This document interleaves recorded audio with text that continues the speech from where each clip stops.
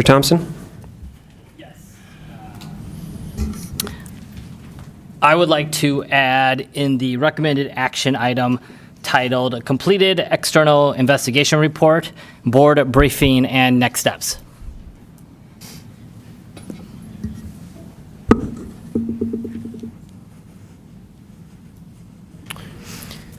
Can you clarify what the vote is on the recommended action? It is to discuss board briefing and next steps. I would like to make a motion at that time to set a date for the board to discuss the investigation report. Okay, so the action is, or the recommended addition is to add a recommended action onto section 7 of the agenda to vote on adding something on a future agenda for a discussion. Correct. All right. Do we have a specific date? January 13th. All right. Is there a second to the motion? I have my hand raised. There's a second. Discussion? I object to the motion. I'm going to say for the record, this file arises from my HR complaint in which I am the complainant, and placing it on an open session agenda raises procedural data practices and retaliation concerns. I support addressing any forward-looking recommendations in a board development or retreat setting rather than public discussion of the complaint, and I will not participate in any discussion. To the extent it's a formal objection to the motion, I would say it's without merit based on advice of counsel that we were all provided that said if the board wants to make this public, they can make it public. And now we have a pending motion on that. Is there any discussion on the motion itself? I would say just because we could doesn't mean we should. All right. Director Cameron. Thanks, Chair Swanson. I thought in previous meetings you had instructed us that we're not allowed to make motions to add agendas for future items. Yeah, and then we did make a motion We? and something was added. Mm-hmm. So, yeah. So I would say there is a question on whether it goes against policy, but generally speaking, under Robert's rules, I believe it is allowed. If there is no, Director Anderson. Yeah, I want to be mindful of the content of all this and respectful of all people involved. I know this is tricky and on multiple levels. Just wondering if it seems like what is on the table here is either we discuss it at a formal board meeting, or as Director Baker is saying, we could take some time during a board development session, if we have those come January, to kind of focus on forward progress movement. Is that what we're looking at in terms of, or the vote is just specifically on whether we bring this to the January 13th board meeting? Correct. So the vote is just whether or not it's going to be placed on for discussion on the January 13th meeting. This Okay. is whether or not we're going to have that vote later today. Yeah, and I guess I do want to make it clear that I appreciate everybody's perspective on this, and I guess I would prefer to rather have a more, I don't want to say informal dialogue, but work session dialogue about kind of what we can do based on all of the findings. So that would be kind of my preference, is to make this a more constructive meeting, and that is still transparent with the community in terms of that's all recorded and can be discussed at that time. Okay. Director Cameron. That's how I feel about this topic too. I think at a board development session, as a board, we could decide what steps we want to bring forward for action, given the report. But I think it's important to have time for the 7 of us to discuss the report, not at a formal meeting, so that we can really have a fruitful discussion and make recommended actions for our board going forward. Director Carbone. Yeah, please, thank you. Why is this motion relevant? It's relevant because fact number 1, accusations were made at a public school board. Point of order. Point of order. I said that the motion on the table is to vote on whether we add this to the agenda, not to discuss the findings of the report. And if this discussion continues when it's not added to the agenda, I will leave the meeting. This is not disclosing anything on the report. It is disclosing the facts up into the release of the report, and why it's relevant to have a public discussion about how we got there, what the report says at a later date, as Director Thompson is stating, and it is very relevant because there were accusations made, and they were made publicly. And it is, and those accusations led to a third-party investigation. That investigation cost thousands of dollars, taxpayer dollars, and the investigation is now done. Point of order, I don't believe the investigation is public knowledge. So we have now just disclosed. I think we're breaching things here. If a matter is discussed at a board meeting, it's made public. So, well, we are discussing it right now. We're not, we're supposed to be discussing the motion. Yeah, which we're getting to. So, again, I think we can, the issue is whether or not the board is going to agree to vote on this or put it on the agenda to vote on. So, are we ready to vote? Director Thompson? Yeah, I just made a motion to add it as a item in the recommended action section where we can decide, my hope is that I can make a motion to add it to a future meeting date where we can discuss it. I would assume at that time we would have dialogue around adding it or not adding it. The intent of this motion is to just add it as a recommended action so the board has the authority to decide if we want to add it to a future meeting. So my hope is, I hope for the rest of the board members here is to be in favor of adding it as a recommended action, and then we can have dialogue if it warrants to move forward or not. That's it. All right. If there's no further discussion, I'm going to call the matter for a vote on Director Thompson's motion, which was seconded by Director Carbone, to add a recommended action to our agenda, which is to vote on placement of a discussion item on a future board member agenda for January 13th to discuss the investigative report of the board, of certain board members. All those in favor say aye. Aye. Any opposed? All right. Motion fails. Any other additions or amendments to the agenda? If there are none, I'd entertain a motion to approve the agenda. There's a motion by Director Cameron. Is there a second? A second by Director Reichenberger. All in favor of approval of the agenda, say aye. Aye. Any opposed? It's approved. Superintendent Baumann. Thank you, Mr. Chair. Good evening, all, and good news on December 16th. Start with Lakeville students' performance at Pearl Harbor. Yes, that's Pearl Harbor, Hawaii. Students from Lakeville South High School Band traveled to Hawaii the weekend of December 5th for an unforgettable learning and performance experience.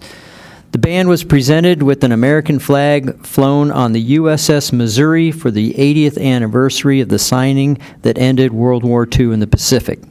Students honored the anniversary by performing 1940s jazz on the deck of the Missouri, visited the USS Arizona Memorial, and marched in the Pearl Harbor Memorial Ceremony and Parade alongside Marines and bands from across the country. In addition, Lakeville cheerleading junior Molly Vandenberg, Lakeville Online Academy, and sophomore Yelena Ketterling earned the prestigious title of All-American Cheerleader at the Universal Cheer Association Camp this past summer.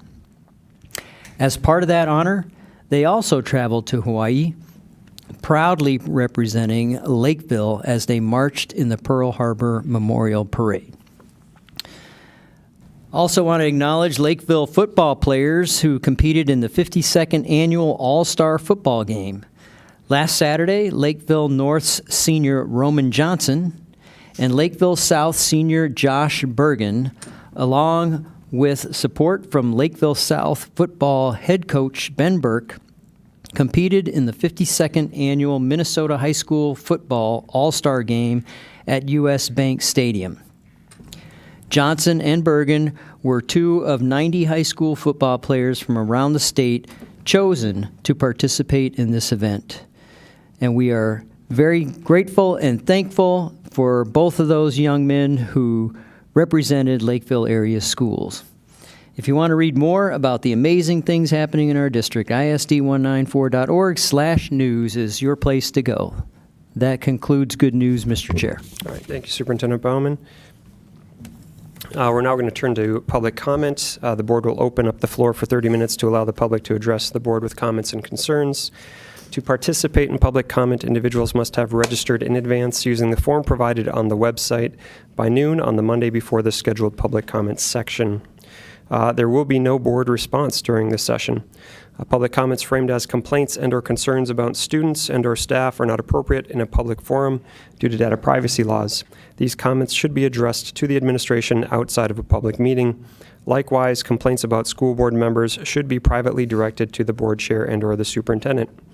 No formal action will be taken on a topic presented during public comment, and as necessary, the administration will follow up with the appropriate personnel on any concerns that need to be individually addressed.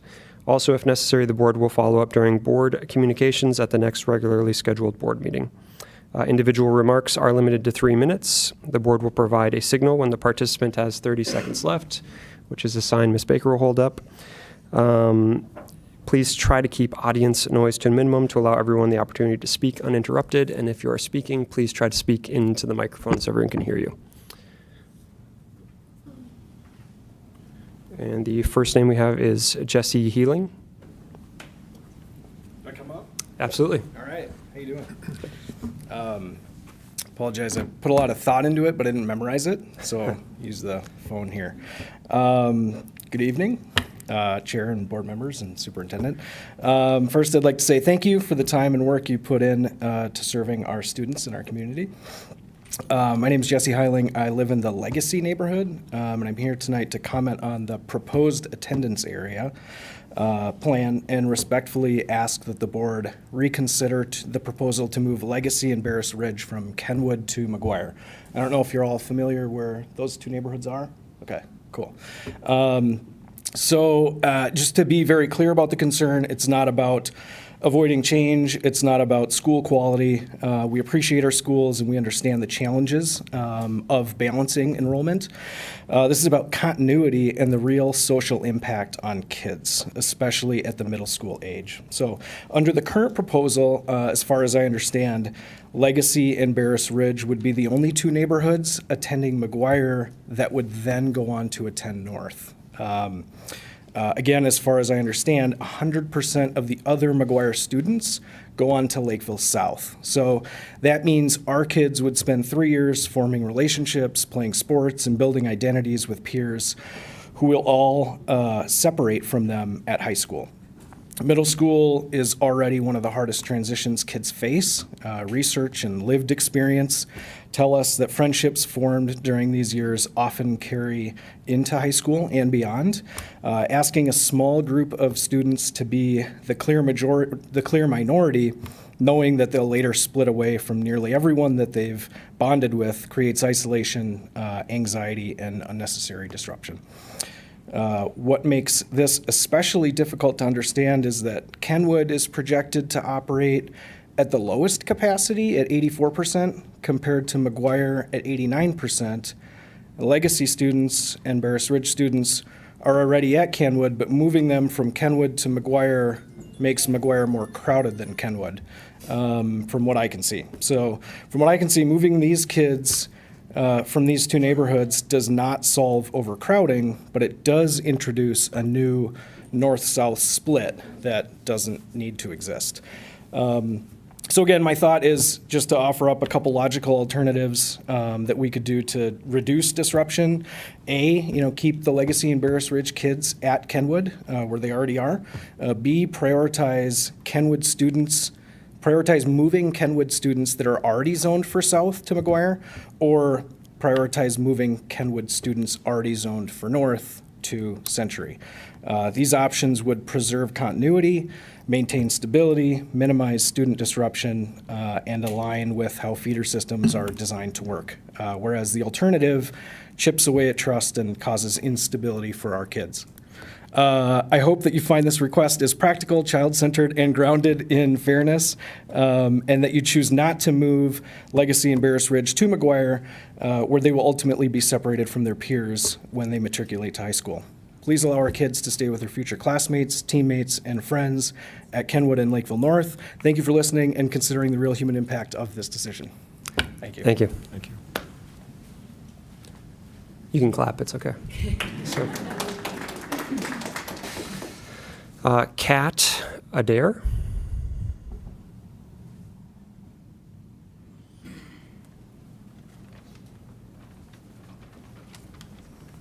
Okay, is this good? Good evening, members of the board. My name is Kat Adair, and I live in the Choke Cherry Hill neighborhood. I'm here tonight because the new boundary adjustment is not just a little change, it's yet another major disruption to the same group of children, and it's unacceptable. Based on the new attendance map, it appears that only our section of the Choke Cherry neighborhood would be split from the rest of our neighborhood, sending children to 3 different elementary schools while not moving ourselves. The kids would have moved from Cherryview to Highview and now potentially Eastview. That's 3 schools, and it's a challenge for all the kids in their education. We moved to our home 10 and a half years ago, very intentionally, to give our kids stability in their schools and their friendships. I didn't have that growing up. I personally moved and attended 3 different elementary schools, and I personally know the impact of that change. It takes over a year for kids to really feel settled and feel that their school is their home community, and I experienced that too. Last year, my daughter moved from Cherryview to Highview and started 3rd grade with 1 teacher. Her teacher left halfway through the school year, and she got another teacher. It was very disruptive. She cried most days, and she didn't want to go to school, all very uncharacteristic of her. She came home in tears, and she struggled emotionally all school year. This year brought even more changes with the new principal, and her classroom is in the art room. Luckily, she's had an amazing teacher and is now feeling stable and is loving Highview. I understand overcrowding is a real challenge, but let's be clear. The kids are suffering because of a district planning mistake. They're being asked to absorb the consequences of this, and it's not okay. I'm an educator in another district, one with a settled teacher contract. And I know that it's essential for students to feel settled, safe, and secure in their schools. And moving is not okay for the 3rd time in an elementary school year. Splitting our section of Choke Cherry Hill from the rest of our neighborhood makes no sense. Highview is attached to our neighborhood, making it safe for kids to be able to bus to school, but then when the weather is good, they can bike there and they can walk with their neighborhood friends. I personally was hit by a car biking towards Eastview. I would not let my child bike to Eastview from where we live. It's not safe. 30 seconds. I'm asking the board to be transparent with families by providing clear, reasonable maps. Do not split the neighborhoods, which naturally support friendships, safety, and connection. And most importantly, do not move our children to a 3rd elementary school only to correct district mistakes. Our schools and educators are incredible, but our children need stability. Please slow this process down, reconsider this proposal, and put the best interests of our students first. Thank you for your time. Thank you.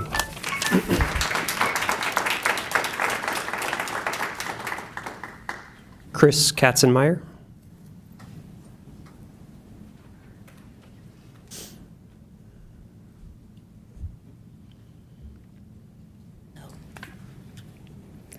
Are we good? All right. Yeah. Good evening, Chair Swanson, school board members, Superintendent Bauman, and everyone present tonight. My name is Chris Katzenmeyer, and I'm a work experience teacher for Lakeville area schools. This is my 25th year in education. For most of that time, I taught special education. I came to Lakeville 10 years ago because I believed this district valued students and the educators who supported them. When I arrived, I saw programs that helped students with disabilities build independence and confidence. I taught in a program called Bridges, and I helped coach an adaptive cheerleading squad that supported our adaptive sports teams. Those experiences mattered to students, to families, and to staff. A few years later, the Bridges program was cut, those opportunities disappeared, and with them, a message was sent about what and who we choose to prioritize. Today, I teach work experience. Previously, there was only one person in this role. This year, the district added a work-based learning teacher for special education. Together, we are trying to grow this program, but it is difficult to build something meaningful without the staffing, time, and resources that other districts already provide. Just yesterday, we visited a neighboring district with an established work-based learning program. What stood out was not just their programming, it was the level of support and respect their teachers and students receive. Their educators are paid more, they are trusted more, and they are given what they need to succeed. Seeing how all students are included in their work-based learning program and the resources provided to ensure that success made it clear how far behind we are. I could return to my previous district and make $13,000 more per year. With longevity restored, that difference could reach $22,000 annually. I want to be clear, money is not why I came to Lakeville. I took a pay cut because I believed in this district and wanted to do work that mattered. I still believe in our students. But what has been difficult is watching educators here repeatedly be asked to do more while being given less support, less respect, and fewer resources. That reality has been reinforced through the last round of negotiations and again in this one. So tonight, I am asking the board to change course, engage meaningfully with EML, and move negotiations forward in good faith. Our mediation session is scheduled for January 8th. 30 seconds. We are coming prepared to make progress, and we need the district to do the same. When educators feel valued, students benefit. That is the outcome we should all be working toward. Thank you. Thank you.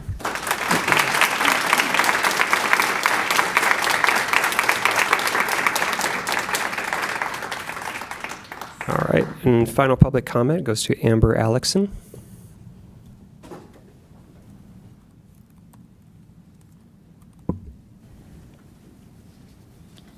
Good evening, Chair Swanson, board members, and Superintendent Bauman. My name is Amber Alexson. I am the parent of 2 children who attend Highview Elementary. I am here yet again to advocate on a matter that is deeply important to me and directly impacts my family and children. Tonight, I am here to speak on the boundary change discussion later in the agenda that is currently being suggested for fast-track approval by January 13th. The presentation was posted on Friday. Even after reviewing it carefully, it remains unclear whether the front portion of the Chokecherry neighborhood would be reassigned to Eastview Elementary. Families should not have to guess whether their children's school placement is at risk. That lack of clarity matters. Our neighborhood is bordered on all 4 sides by busy roads. Under this proposal, most children attending Eastview, other than the small portion of our neighborhood, would live in areas my kids cannot safely access due to road crossings, making it harder to build and maintain strong home and school peer connections. For most families, this would be a second elementary school change in a short period of time.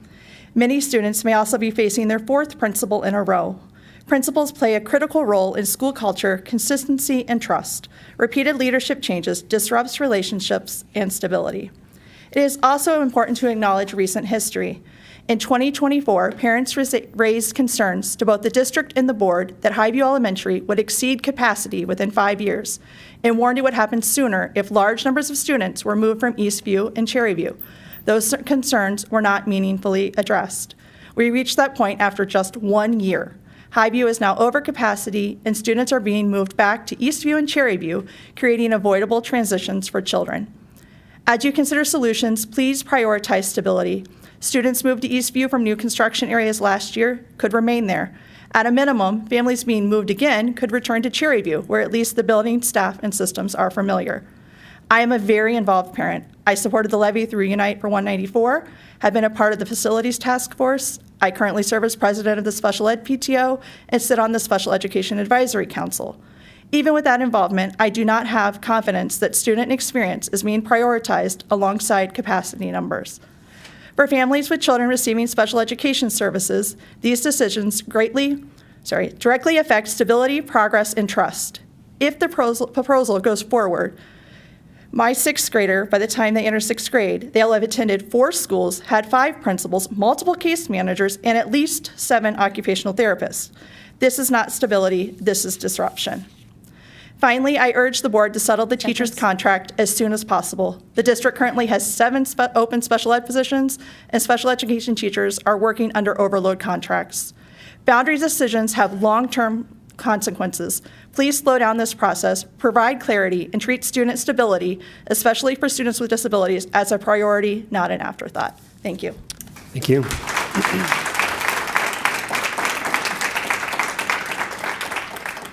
All right, that concludes our public comment. Thanks for everyone who signed up and shared. Moving on to the consideration of the consent agenda. Is there any items that a board member would like to pull out for further discussion? If not, I'd entertain a motion to approve the consent agenda. So moved. This motion by Director Anderson. Is there a second? I'll second it. All right, there being a first and a second to approve the consent agenda. All those in favor say aye. Aye. Any opposed? It is approved. All right, on to our State of the Schools update from the elementary ed.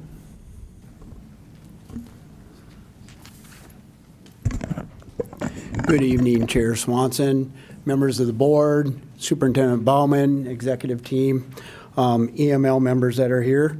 We have the privilege of sharing and giving an update from the elementary schools. We were told that all 9 of us get about 20 minutes, so go for it. Teasing. Unfortunately, you get to hear from a few of us this evening. I get the privilege of starting it off tonight.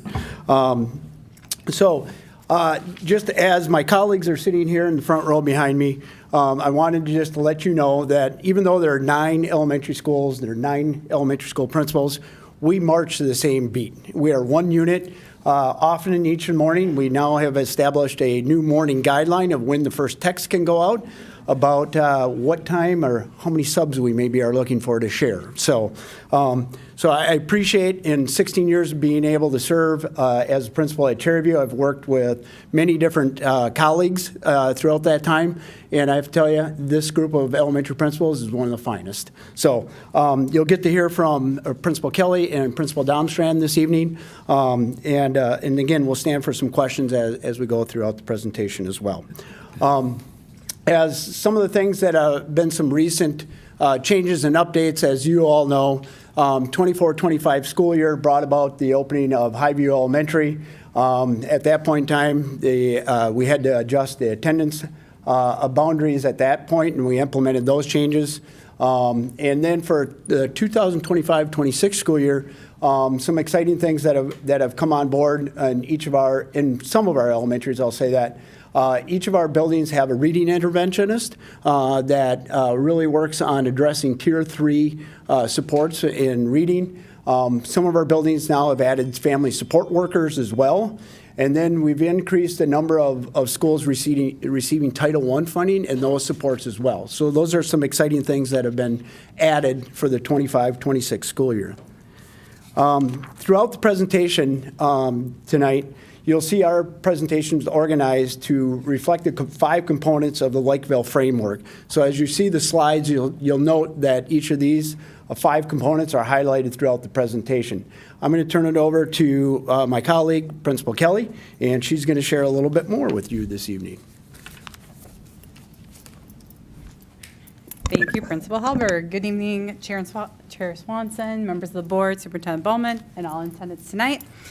My name again is Jill Kelly. I'm the principal at Christina Huddleston Elementary. I'm going to walk us through the first 3 parts of the Lakeville framework, which Lakeville framework provides the foundation for instructional decisions. As we go through the slides, we're going to highlight specific practices and actions that align directly to this framework, and these slides will move from that vision that you see to actual practice. They show how the framework is lived out in our classrooms and in our elementary system.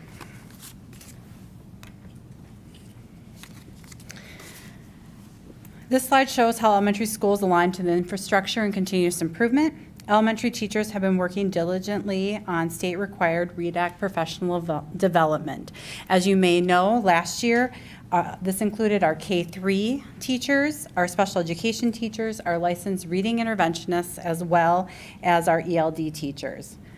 Now, this year, that's including our grade 4 and 5 teachers, expanding literacy work and PD across all elementary grades. This slide also reflects the Bridges math curriculum.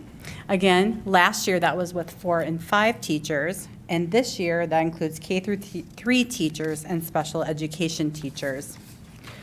Unlike secondary staff, our elementary teachers are generalists, so they teach English language arts, math, health, science, and social emotional learning. This occurs in various ways throughout the day and in various formats. That can include whole group instruction, small group instruction, and even one-on-one intervention, as well as really taking the time for that social emotional learning across the entire system. This work reflects our continuous improvement in how teachers learn, implement, reflect, and refine practice alignment across the framework. Next, I'll talk a little bit about purposeful student and family engagement, which is very important. This is essential to student success and to the well-being for all. Our goal is to build strong partnerships with families that go beyond just communicating and fundraising. So as Mr. Hellberg had stated, this year we were able to re-implement in some of our elementary buildings our family support workers. There's a growing need across ISD 194 due to increased family, social, and economic needs. Our family support workers serve as a bridge between home, school, and our community. There's a clear need for family support workers in every building to ensure equitable access and support for all. We also have many family engagement nights, and these go beyond our typical PTO events or our fun dances or all those wonderful things you hear about in the community. They're designed to connect families directly to learning and student experiences. Some of these nights include our STEM nights, Title I family nights, fine arts nights, and these support academic learning, celebrate student work, and strengthen school and family relationships. Parent Square, which many of you all know well about, provides consistent and accessible communication to all families. Conferences and assessment days offer meaningful dialogue about student progress. Incoming kindergarten family events support early connections and smooth transitions. We have several of those that take place throughout the year. They include our fall events, which we all conduct, and we do presentations throughout our community and online. They also include our winter events, where we invite families in to meet us individually in our buildings, and those also involve when we have students come in the spring, one of my very favorite nights of the year. We also have co-located services, which allows therapists serving our students into our buildings so that students do not have to leave for the appointments, but those can take place during the school day, so there's less academic time missed. Together, these efforts reflect intentional, inclusive, and responsive engagement aligned to the Lakeville framework. Data-informed decisions guide instruction and intervention and extension for all our kids. The focus is on data and purpose that we use for purpose and clarity. One thing you might not know is our elementary teachers participate in data digs at minimum of twice per year. These take either full or half day, where we have subs come into our classrooms, and so that we can have our teachers meet with our learning specialists, ourselves, our tutors, sometimes our ELD teachers, and even our special ed teachers. This allows our support staff and grade levels to engage in deeper analysis of data. Teams analyze benchmark assessment data together. Grade levels and the team review data and identify trends. They discuss what the data means for not only Tier 1 instruction, but also important Tier 2 instruction and interventions. We also look at extensions for our students who need additional challenge. And planning focuses on clear next steps for instruction and support for all our learners. Tutors assist with some of these two-tier interventions, but due to recent budget cuts over the past few years, that has reduced our tutor availability. Many tutors lost instructional days and hours, some up to 30 days in some buildings. This has impacted the amount of Tier 2 support available to our students, and teachers have picked up that slack, and they are doing quite a few Tier 2 interventions in their classrooms as well. PLCs meet once a week. However, 2 times a month, those PLCs have been used for the READ Act and Bridges professional development for the past few years. This has limited time for reviewing our ongoing classroom data and unit assessments. The last thing I would like to highlight before I turn it over to Principal Domstrand is our intervention support team model. Teachers bring students to our ISTs to review interventions that are either completed or in progress. Teams review this data and intervention history. Additional plans are developed collaboratively. This process not only supports our students, but helps mitigate special education referrals. And with that, I'll turn it over to Principal Domstrand. Good evening, Chair Swanson, Board, and our audience members. I am here to talk about I'm going to talk about several things here, but multiple ways to demonstrate learning. And one of the first things I want to share a story about is just before Thanksgiving, I was doing a walkthrough of a classroom, and it was a 5th grade classroom teacher, and the students were all huddled around their desks, and they had pictures, and they were writing away, and I just said, what is going on here? As I saw a picture of vomit on the student's paper. And I said, what's going on in here? And the teacher said, oh, well, one of the projects that the kids want to do, we gave them a choice of what do they want to write about, and they wanted to write about the grossest things that they could research. And you should have seen those 5th graders. They were just so immersed in getting to research, to then support their argument of whatever they want to talk about, the way that they diagrammed, just the way that kids were really sharing what they were doing. And so when we talk about ways to demonstrate learning, it's not about just the rote ways that many of us went through traditional schooling of how we experience things, but it's giving our kids those unique experiences where they can express their interests while also demonstrating their ability to write. They're demonstrating deeper reading besides just what they're choosing for a fictional text.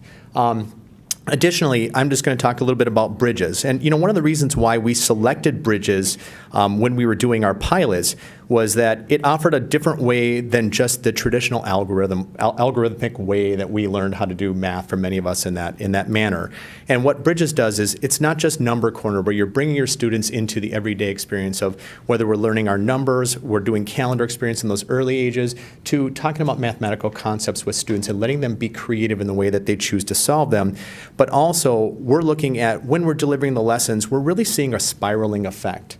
So students don't just do one unit and then you're done with that unit and we move on. And I hope you remembered it well enough that you can demonstrate it at the end of the year or we do a quick review. Instead, we continue to go back around and give those students a chance to review as they're learning it. Now, we're in our first or second year of Bridges implementation, and I'll be talking about that here, so maybe I'll get to that point in just a moment. But then specialists. For our students, one of the great things about having specialists is you can tap into, almost every student has a place where they tap into. You might not be someone who's really into PE, but art or music or STEM is like your jam. And when we think about offering that wheel rotation for the students to be able to go through and do those specialists, it gives them a chance to find their interest as they go on into the other schools and move into middle school and high school. And so and one of the things I will just acknowledge is like for our STEM teachers, having them full-time. Really allowing them to be immersive when they're meeting with the teachers and talking about what science standards are being taught in the classroom and what's being taught in the STEM room. So it gives our students those chances to do experiments, to be able to think critically, but also go, I thought this, but now I think this, after they've had a chance to experiment. And kids are so used to getting the answers right away. And what our specialists and what our classroom teachers do is give kids chances to learn ways that work and ways that don't work, because that's really experience. That's the things that we are always trying to teach our kids, not to give up the first time and to find those other ways.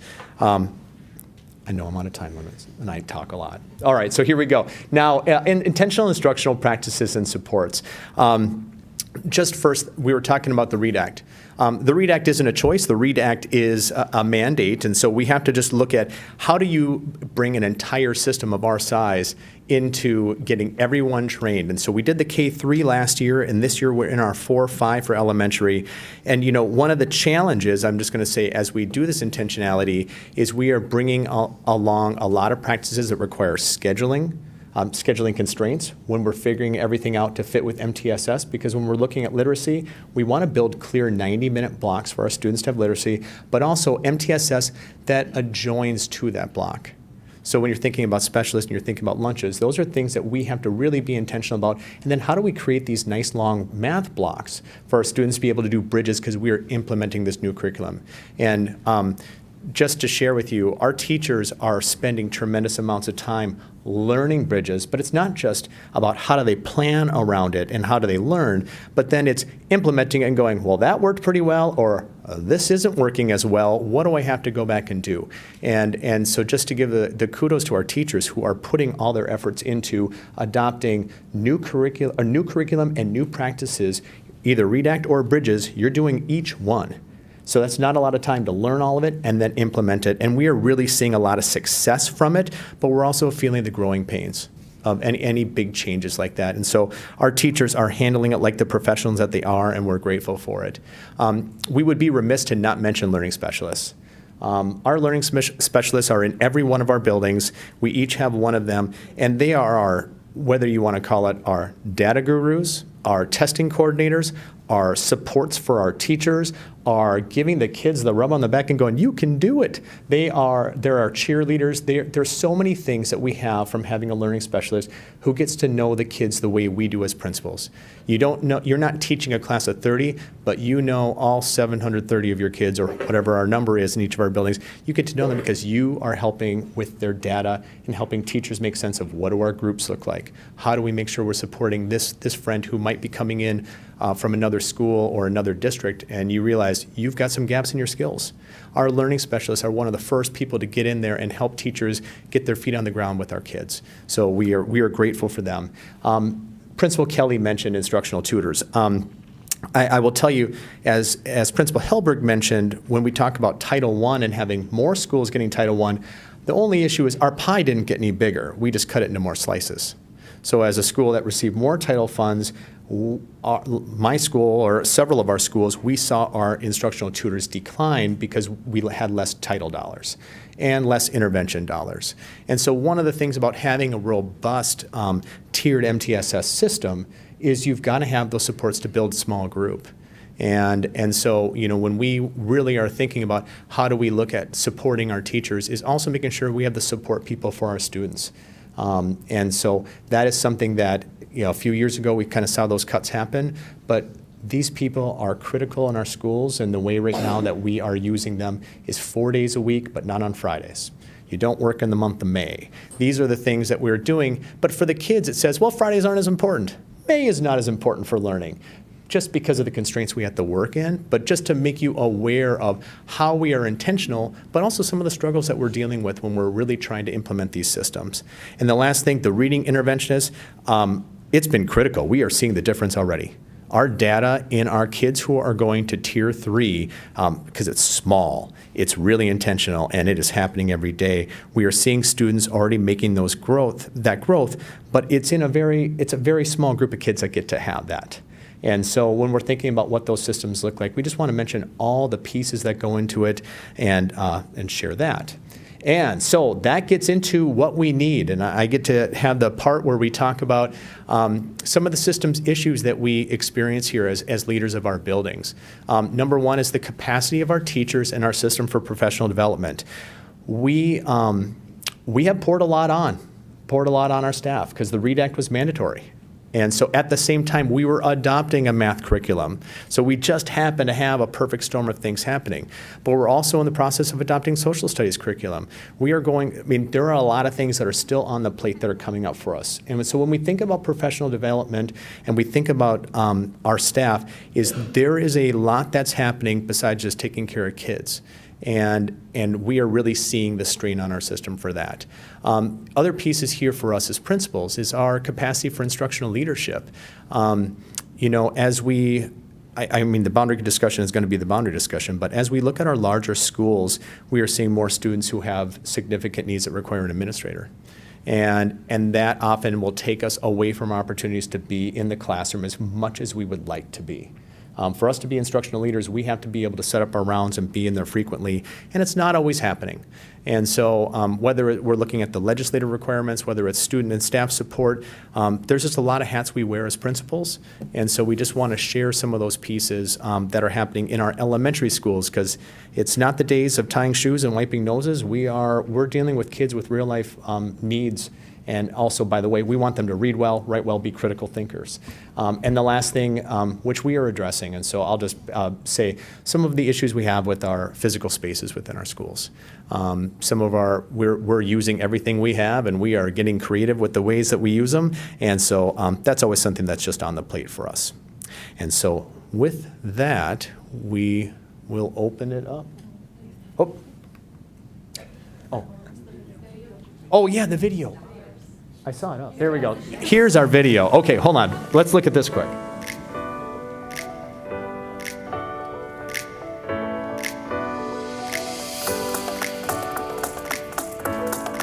One of my favorite things about school is the specialist time.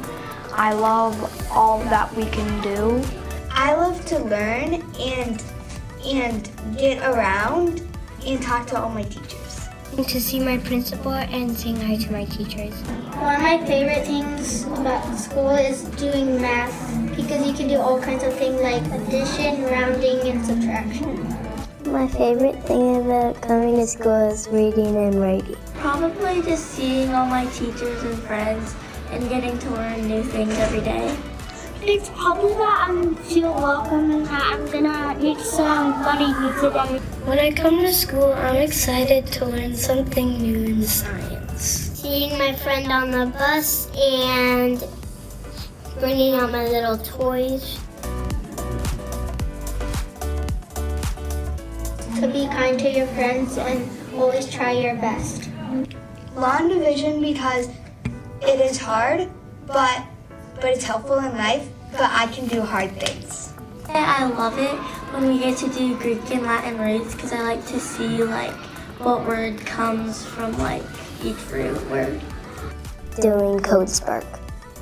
Coding. Last week I built a model bird feeder. New crafts and new artsy stuff. Yeah. I'm a fan of art. Math and reading. Math is one of division with remainder, and reading is the idiom. One of the most interesting things is probably how to add and multiply fractions from my math teacher, Mr. Griffin. I've learned in character songs that empathy is being with other people, and it makes me feel happy around other people.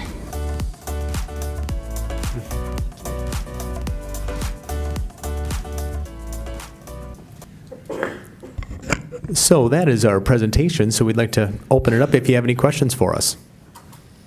Director Thompson?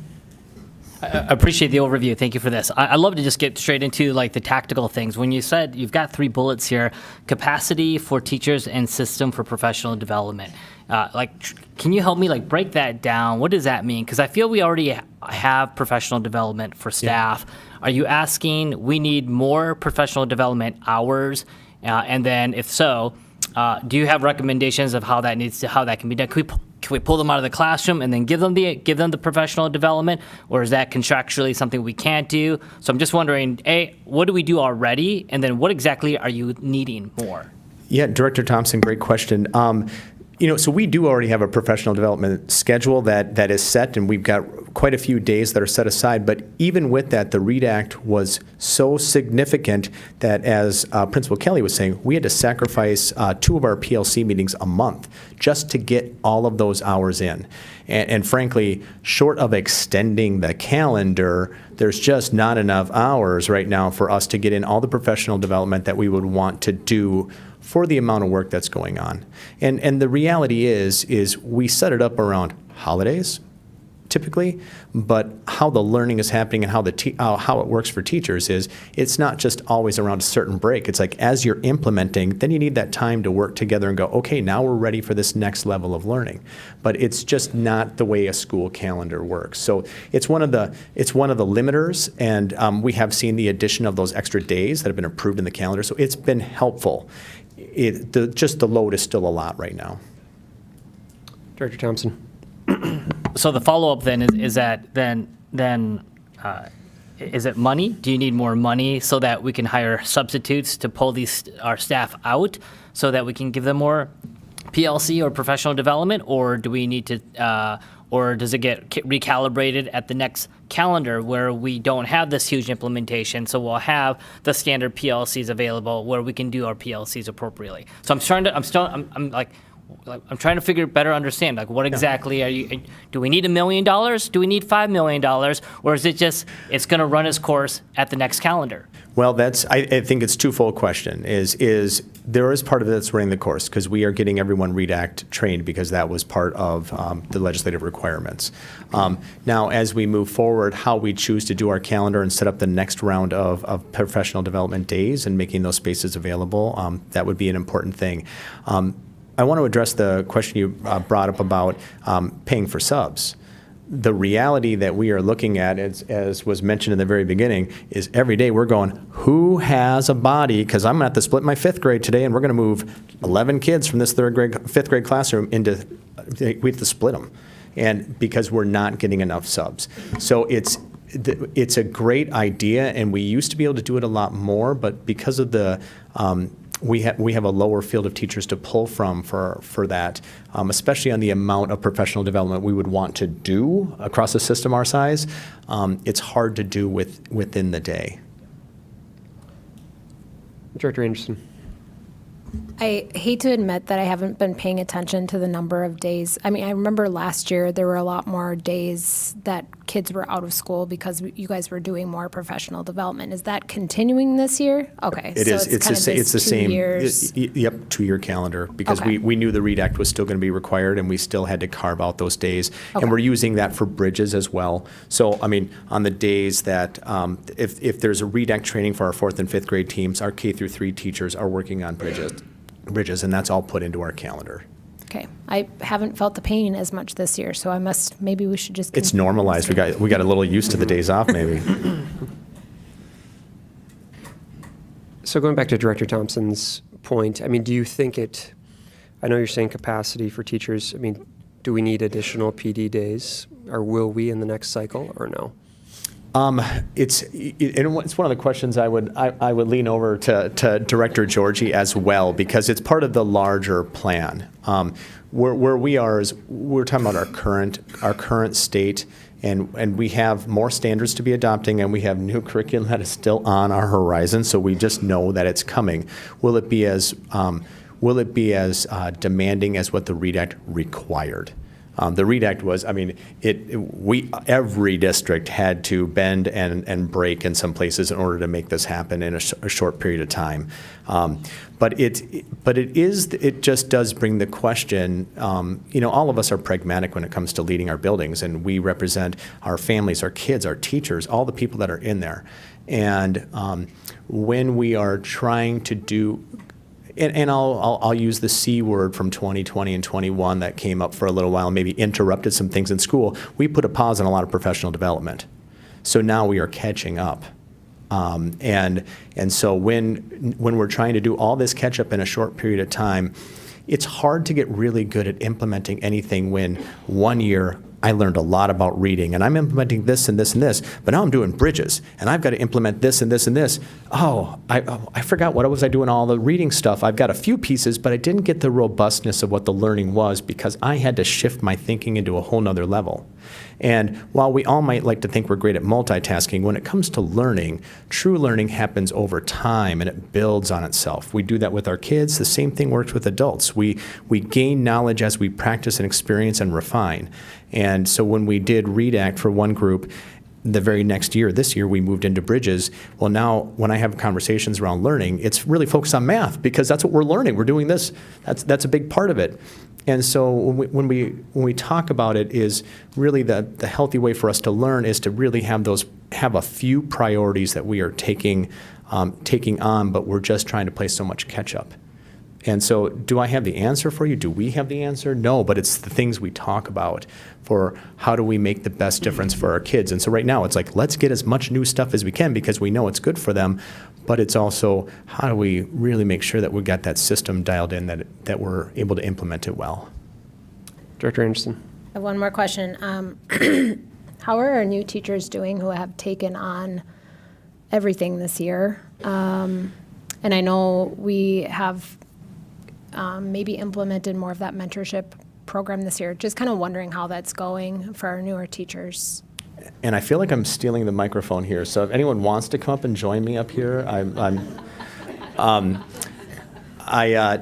well, so it is great to have the mentorship program, number one. And one of the things I can also tell you that we are approaching it differently is, for instance, I had a brand new teacher, first year teacher, today go and shadow another teacher at another building.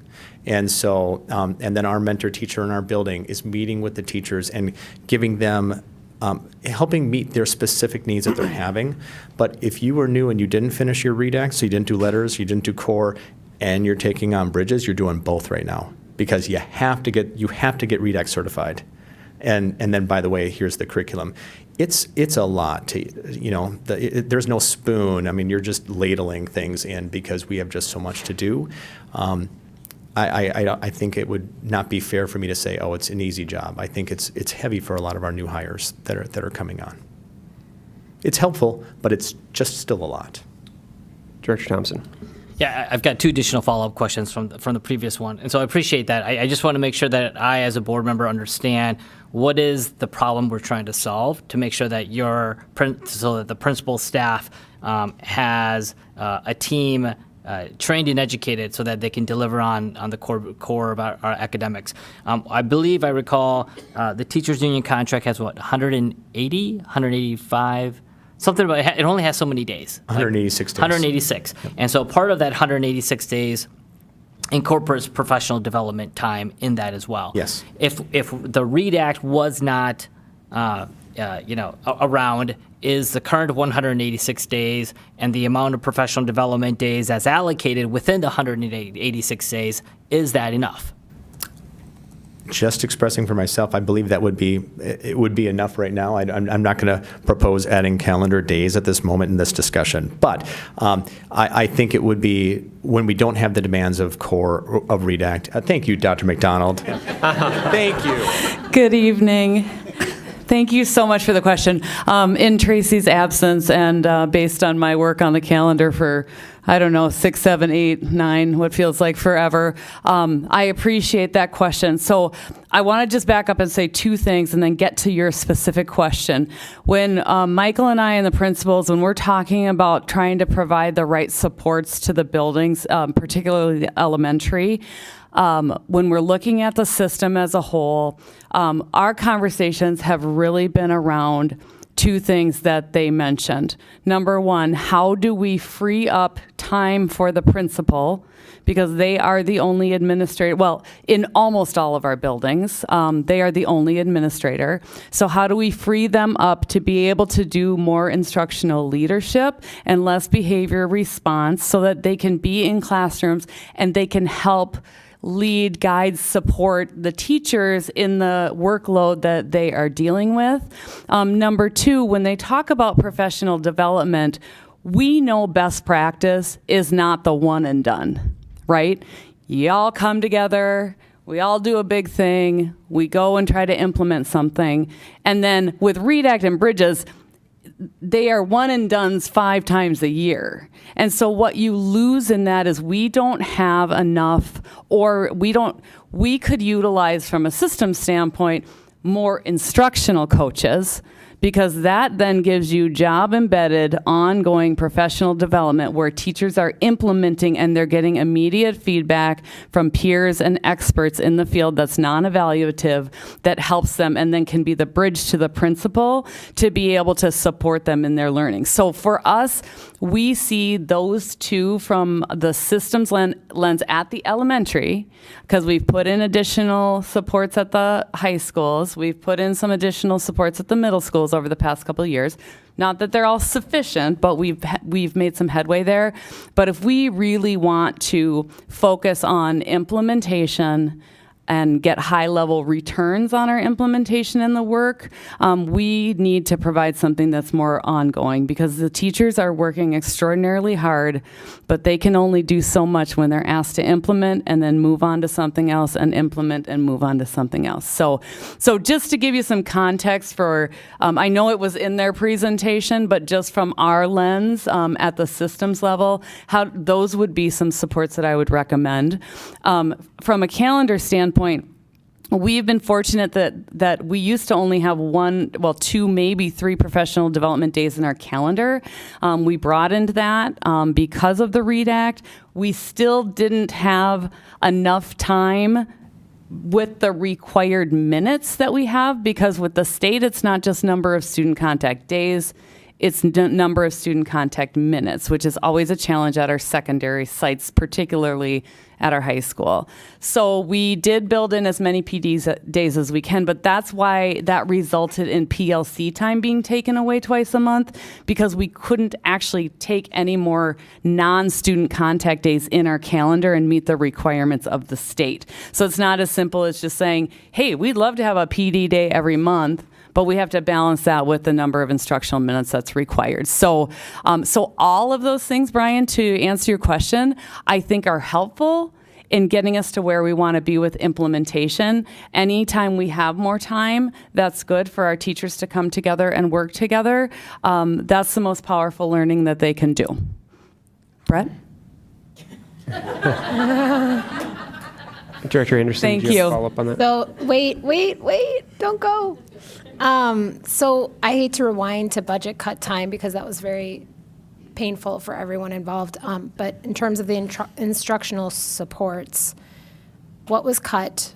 What do we need?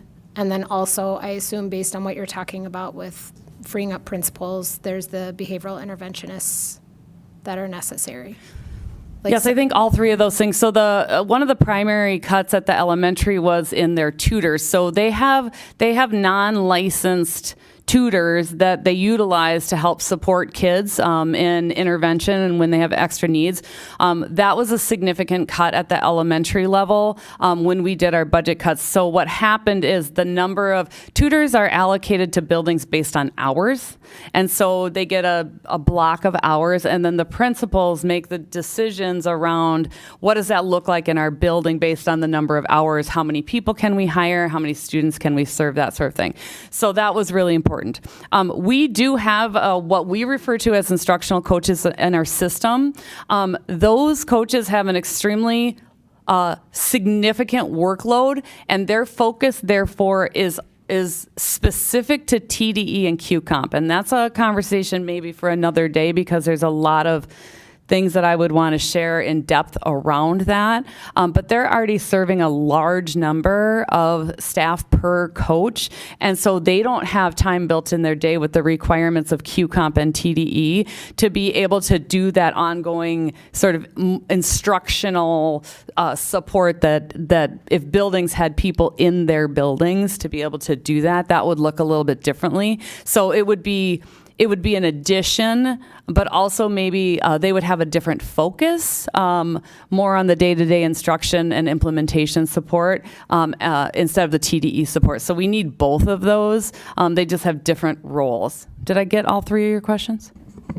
I would, in terms of the behavioral interventionist, that's just a different kind of discussion too, I feel like, in terms of where things are at and future. It is, the conversations, because we as a school district, as you all well know, we have infinite needs and finite resources. And so we're always having to try to make strategic decisions and plan ahead in terms of what does this look like, what might we want to be doing differently, how can we make those things happen, right? And so a lot of the conversation at the elementary has been around, really we need an AP in those buildings to provide administrative support so the principals can do the instructional leadership pieces. And then we also need behavior specialists. The difference is if you have to make a choice, with an AP, you have much more flexibility to utilize that administrator to be able to do behavior support, but also do teacher observation, support with other administrative type duties. If you have a behavior specialist, they are limited because they are teachers and peers. And so you don't want to conflate those two things. And so their focus would be strictly on student behavior. I mean, if I was queen of the world and I had a money tree, both would be ideal. I think what we've talked about is the right structure to really do what we want to do is elementary principal, elementary assistant principal, behavior interventionist, and then an instructional interventionist, which, you know, we have some reading interventionists that were sort of cobbled together through a number of resources for this year that may or may not be sustainable over time. So, I mean, just to be very clear, I mean, given our constraints, financial constraints, if we're talking about adding resources, we'd have to cut resources from somewhere else. Yeah, I mean, we don't have those resources, so it's either we have to obtain more resources or we have to make some decisions from a prioritization standpoint in the system on where that would be shifted from. So those are really our only two options. I mean, unfortunately, we're not in a business that generates revenue. Our job is to make sure that we're allocating our dollars appropriately to support kids in the best way we can. So thanks for that question. Director Thompson. Oh, Director Cameron.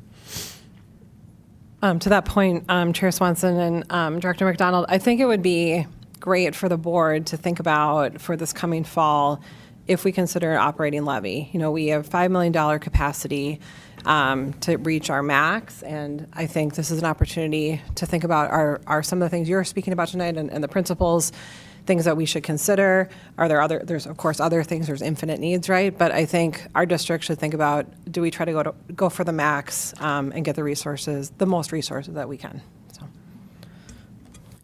Should I turn? I feel like I have taken over the elementary presentation. Director Thompson, do you have a question for a principal? No, I do not. Well, yes and no, but Director Cameron, I think you're spot on. I mean, we have a limited capacity of what we can do for next year, and that's where I was going to go next. It's you know, and that's why I'm asking, and that's why I was zeroing in on like what does the elementary team need, and so if it's not more PD time because the calendar is going to get updated next year. I'd love to see an assessment on how much dollars we spend on subs and if it makes sense to actually hire additional teachers to offset those subs where they can get deployed wherever they need to go. And then if you almost have more subs, or not more subs, you have additional teachers that can be deployed to different parts of our elementary and then pull those teachers out for additional training. And so, but maybe that is what the instructional coaches are supposed to be. So I guess what I'm looking for, and maybe for another meeting, besides an assistant principal in every single building, do you also want an assistant, or do you also want an instructional coach in every single building? Are those the two big things that would help make things much easier? What I will say, Director Thompson, is in our conversations, we have talked about the 4 core positions to support implementation and support teachers in the building. And those were, as you noted, AP, reading specialist, or reading math interventionist, behavior interventionist, and then a coach. I don't want to speak for the principals because we haven't had that prioritization discussion, but I believe, and someone's welcome to come up, that those really are the 4 core positions that, based on how our system works, that we really do believe would sort of move the needle more rapidly, and set us up for success. So, thank you. I would love to just get a list, like give me your top 2, so that we as a board can start having conversations with it going into Q1. Well, I think this goes back to the discussion we had last meeting about getting an updated presentation from teaching and learning on what their needs are or requests are. So, And I do know that Sandy and Tracy have been working extensively among all the other items that they are dealing with that we're implementing and working on in the system on putting together a plan of longevity. So the principals are certainly involved in that, and we will be happy to come back and share that once that work is done. There's a lot of planning and going into that right now, so happy to come back and share. I'm speaking for Tracy. Tracy and Sandy would be happy to come back and share. I had a principal question. Thank you. Principal Domstrand, if you don't mind. You had on the presentation capacity of physical school spaces, and I just note on our dashboard it says Lake Marion's about 82% capacity. In prior discussions with middle school principals, they said I think 85% would be ideal. Would you agree with that? Yeah, and you know the thing is, the way that architects draw our maps is everything is like, well, this is the ideal world, and the thing is, we're not always dealing with ideal situations. So we are for like our tutoring groups, I use our library. So we have kids checking out books, and at the same time, I've got 5 MTSS groups on, and also another classroom that currently isn't used that we have MTSS groups, because we need to have a place that can be pretty noisy, because kids are reading, kids are talking. And so when we look at the way that we do the map is strictly, is this a first grade classroom? It is. Okay, then we label it that way. But we're also looking at special education. Many of us offer center-based programming. And center-based programming, depending on the need of our students, might require additional spaces because students might have significant needs where other students might need to move. And we have to find spaces for whether it's taking a calming break, whether it is to allow a student to have a moment in their classroom and the other students have a place to go.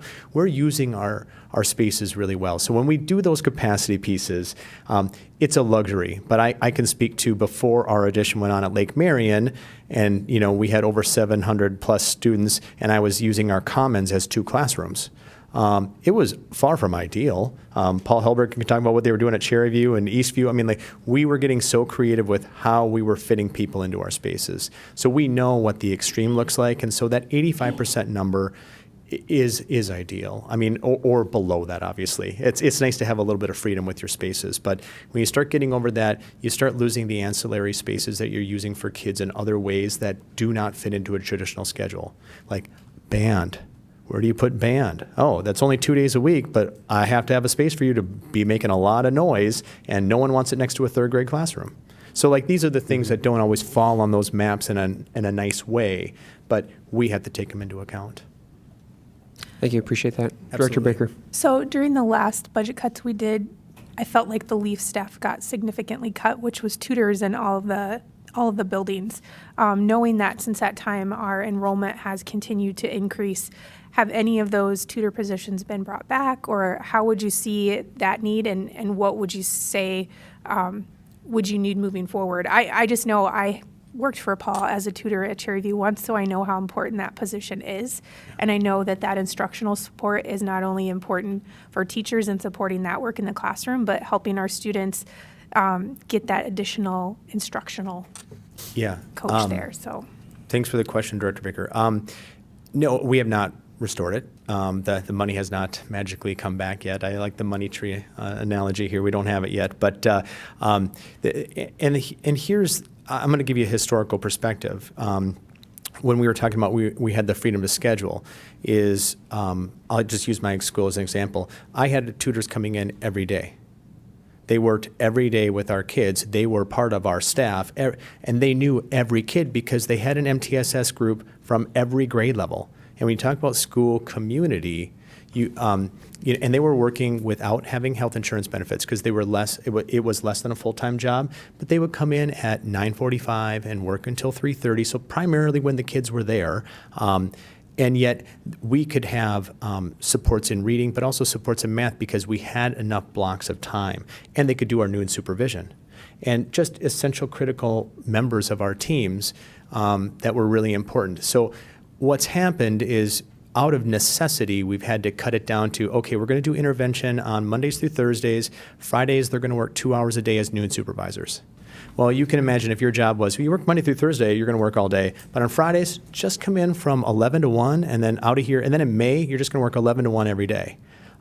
It's harder to retain people when we are trying to make the most out of those situations.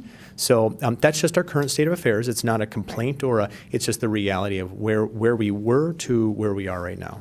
And to your point, like without the consistent instruction, it's not as helpful, so. Correct. It's just, and then if someone calls in sick, we don't get subs for tutors. And so that's another piece. Is like if you're gone, well, then we just have to cancel your tutor group. If you have a medical need and you're gone for a short period of time, these are just the realities of us. So it interrupts the instruction, and it also interrupts the planning of the teachers, because then those kids don't have a place to go, so the teacher has to just house them in the room, and they might not have their group ready because they've got another group going. So these are just the things that are byproducts of that. Director Thompson. Yeah, I do recall, I think when that was cut, like those tutors played a huge part in a variety of different kind of jack of all trades functions. And more importantly, it's like, I think during recess, I don't know who watches these kids, but you've got 200 kids outside running around, and then they got to come in, and then someone has to calm them down and get them ready to go and make sure that they're ready, they're all set. I would love to make, obviously getting assistant principals to this year probably isn't in the budget. Instructional folks probably not in the budget, but if there's an opportunity to pull in, 1 or 2 additional tutoring staff where they have that flexibility, where you can kind of plug and play them throughout the course of the day, I'd love to be able to see a proposal like that, and if it's within the budget that we can allocate for the remainder of the year, why not take advantage of that if we can? So that would be one takeaway that I would like to ask for us to look into. Any other questions for the principals? Really appreciate it. Thanks for all the information. We all thank you.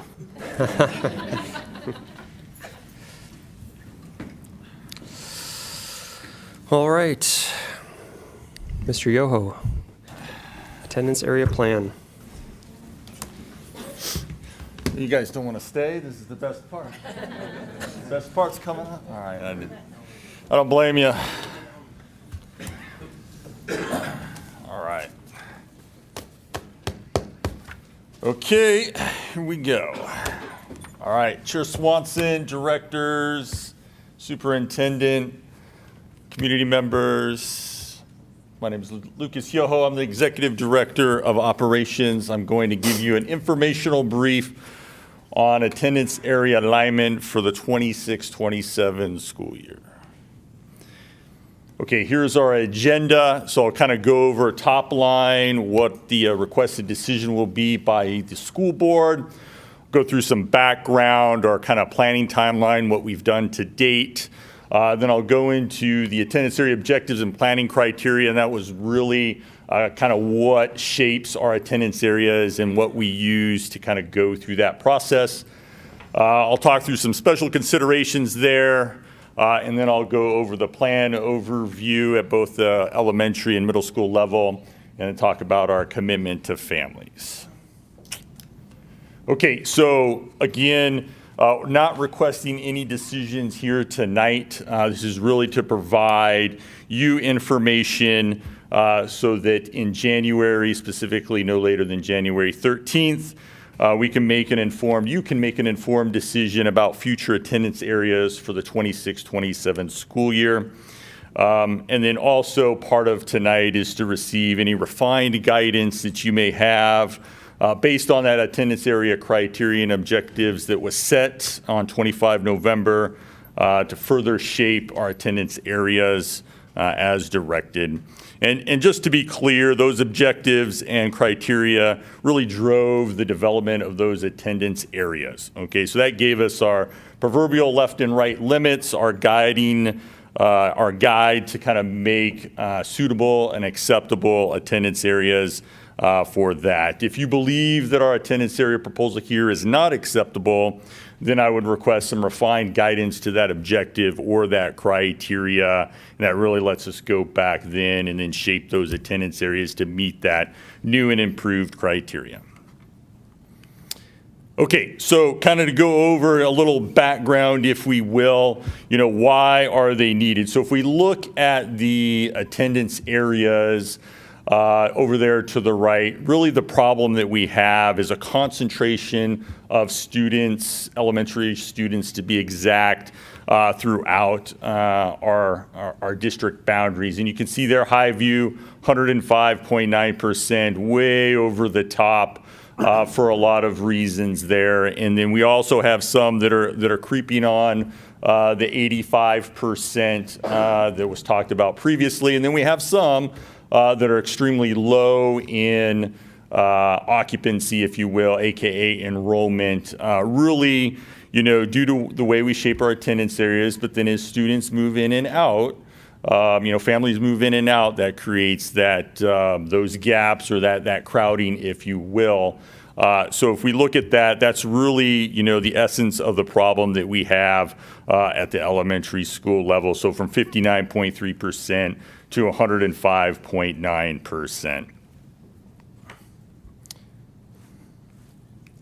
Okay, if we look at the middle school attendance areas, we have really two problems. We have an overall enrollment is high, right? We've talked about that extensively as part of the facility schools vision and why we were doing middle school expansions. We're at 86.7 as a district, and that will continue to climb as well, right? And so that's part of the problem. And then to a lesser degree, but still there, is concentration, specifically Century Middle School. The northeastern part of our district is extremely high. Again, we talked about that 85% in the previous brief.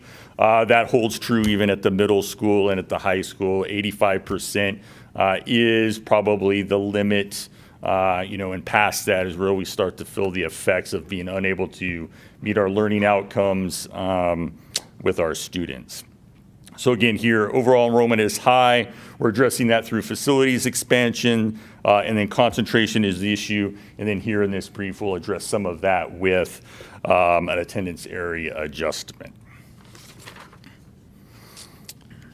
Okay, and to kind of further reinforce that point, you've seen this slide before in the facilities vision discussion. If you look to the northeast there of our district up there around Highview Elementary, Cherry View, et cetera, a lot of housing developments are going into that area. You can walk outside Highview, for example, and you can see houses being built, right? That is very assured expansion in those areas. And then to a lesser degree, but still happening down in the southwest of our district, specifically Lakeville New Market. I talked a lot about that in the previous brief, where conditions are set to see some of that expansion happening in the next 3 to 5 years. So we see that coming, and that's something we continue to monitor with our city planners, both Lakeville New Market and then obviously Lakeville, to kind of see where those permittings are done. We routinely review commission planning commission meetings, et cetera, to make sure that we have a good pulse of what is actually being developed. And so that kind of really reinforces, we'll see increased enrollment in those areas, both in the short term and the long term. Director Anderson. Can you help me understand with the proposed development? I think the one I obviously have my eyes on is Leonard Spirit. How often are those, what are the chances that that is going to be approved and we're going to see pretty large numbers coming out of that? I am pretty confident that it is going to be approved just based on the approvals that they've gotten from the city planners thus far. Now the question becomes, is it 800 single family and 600 townhomes? Is it something else? There's a lot of environmental studies that need to happen, and that leads to, maybe a reduced footprint in terms of housing, so maybe that will go down, and that's just something we continue to monitor. They're still on track. I believe you'll see the first house in either the end of 27 or beginning of 28, if I'm not mistaken. So they are actively pursuing development of that area. Okay, and I know Douglas is here, but how many students would we expect to come out? Let's say it was 800 single families. Well, you roughly get one student per single-family house, so that's 800 right there. And it'll be less with your townhomes. And then it depends, is it a detached townhome? Is it a, multi-attached townhome? So we have a kind of formulation we would go through. And as we start to see and see that, getting built, and we'll definitely take a look at that and making sure that we're staying ahead of those developments, so we don't have a crowding situation in our schools. Okay. Is this the development that was kind of jumping the Moosa? Yes. Okay. Yeah, it's over there southwest of 35, and I believe it's 180, 70 there, so. And those are all in the Lakeview territory? I believe so, yes. Yes, Lakeview, yep. Okay. Okay, so here's what we've, so attendance area alignment process to date. So I'd just like to reiterate, this is really a continuation of previous work. We've continued to look at the products that were made previously. We've looked at previous community input. All that is still valued. It is still considered as part of the inputs to developing the proposed attendance areas. We had a similar planning group in November that really consisted of 17 school leaders and district staff. And then we've also vetted it with all the building leaders across, the elementary and middle school level. So definitely a well put together team that looked at this diligently throughout the month of November. And again, just to kind of continue to reiterate, we developed and evaluated against that planning criteria and those objectives. So as Douglas kind of, made these attendance areas, that was the criteria that we used, and that's the criteria we validated that work against to make sure that those attendance areas were suitable and feasible based on that criteria and those objectives. So the timeline, again, we established that criteria early November. Did a few drafts there. On 25 November, if you recall, we reviewed the criteria and objectives, which you'll see here shortly. No change to that. And then we're here on the 16th. Again, not requesting any decision. We'll have a school board meeting on the 6th, and then on the 13th, we'd request a decision for that. And I'll explain here in a couple slides why the 13th of January is important.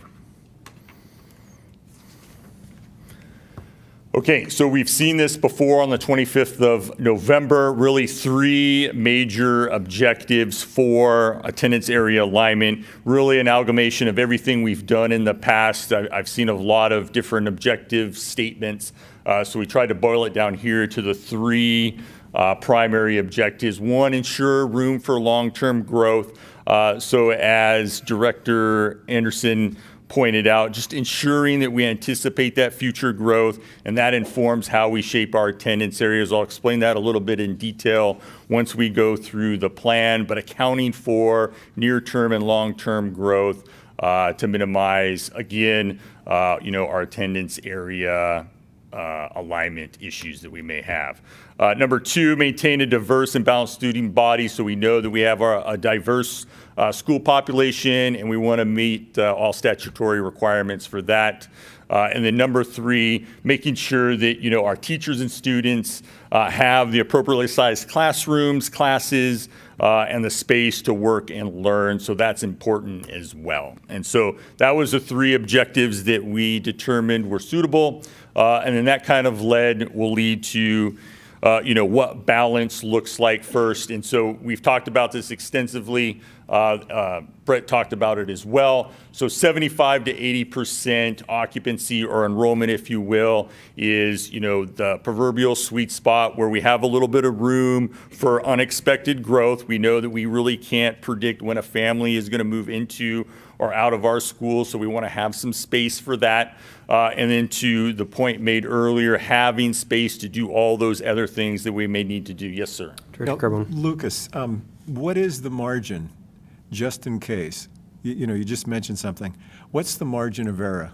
If the calculation's off a hair, what kind of fudge factor are you giving yourself to make sure we don't flip over that 85%. Right, and so that's where we like to be 75 to 80%. So if you look at, historically, just for example, in our middle schools, we have historically operated 75 to 80%, or correction, 80 to 85% historically over the past decade. So that's where we like that 5% is a sweet spot. A little more was always good, but we really don't want any less than that. Okay, thank you. Are you asking about more like the error around that? Yeah, Carly, just in case the calculation or the projection's off a hair, is there a margin to absorb that without flipping over the 85%? And it might help to understand what the error, margin of error has been around these estimates Yeah, historically. so in the next year, we've generally gotten in within 1% of our projections. So we've been pretty good within that next year in terms of being, in terms of our projection, getting within 1%. So, but we always like to, we're always beholden to people that move in or out. And so, we want to have some space there for that. And then also during the school year, folks move in and out, and maybe you have a surge of folks that move in. And so we want to be prepared for that. Okay. Okay, and then you could see there, we've kind of talked about this a lot. Brett talked about it previously in terms of what happens when you get past that. And so we want to make sure that keeping our schools around 80% is where we want to do that. But also at the same time, take a look at, what our future growth is going to look like and account for that. And I'll show that to you on the next slide. Okay, so we get into the criteria here. This is the criteria, so seven points that we used to ensure that we have attendance areas that are suitable and acceptable for our educators, in order to have that right-sized classroom. We used 65 to 70% for those that have growth potential. So if you remember Northeast, Southwest, we're like, hey, we know that we see short-term growth is going to happen. Just step outside of Highview, you can see the houses being built. We know in the Southwest we're going to have some growth probably in the next 3 to 5 years. We want to account for that, all really to kind of stabilize our attendance areas over the long term to the greatest extent possible. We established 75 to 80% for those areas that have minimal growth. So think about the middle of our district. Those housing areas are established, not a lot of space for continued growth, but we do also know that folks move in and out and they bring children with them, and we really can't predict that to a large degree, and so we want to have some space there. That's why we picked 75 to 80%. And again, we kind of started with a range here because if you look down the list, we also have to do racial and social economic diversity to the greatest extent possible. We want to make sure there's space for our special education students to the greatest extent possible. So there are definitely some factors in there, and so we wanted to provide a range to make sure we can meet that criteria. And then also, realizing that we want to minimize the movement of students from our current schools to the greatest extent possible. So really take the current map that we have, the current attendance areas, and where can we make small adjustments. And I know in some cases they're not going to be small, but that was our goal. Instead of trying to, flip the map on its head or something like that, we wanted to minimize movement. And then also, as mentioned before, housing subdivisions, right? So we work diligently to make sure that our boundaries did not go through housing subdivisions to the greatest extent possible. We wanted to make sure attendance areas were connected and logical. You'll have in some cases, boundaries would go through what some might call a subdivision, but we try to make that between additions, right? So you have, maybe it's Chokecherry, 1 and Chokecherry 2. We try to make that division between those two additions. So we work that, and then some areas, we also got to recognize that some of those areas are very dense with children, and trying to include them in one would just throw off our criteria of occupancy. So again, we went through that diligently to make sure we balance that as the best extent possible. Okay, so really the only difference here for the middle schools, we used much the same criteria. what we did is we wanted to, we do know that we are going to expand our middle schools, and we appreciate that approval. But what we wanted to do is we know there's a bit of a concentration problem with Century, so we wanted to provide some relief to that school. So we built a attendance area to kind of provide that relief. And then the intent there is we won't need to make a change based on that new capacity when it comes available in 2 years, leaving Kenwood Trail kind of where it's at. So I think that's going to work out well for us. And again, all the other criteria remains unchanged. Director Baker. Yes, ma'am.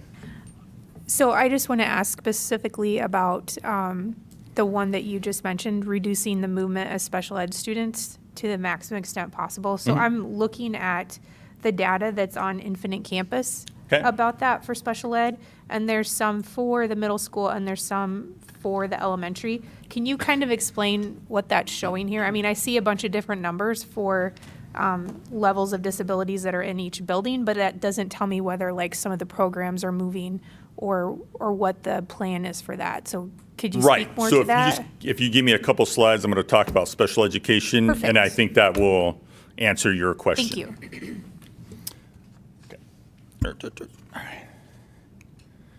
Okay, so let's go into a couple special considerations here. Multiple movers.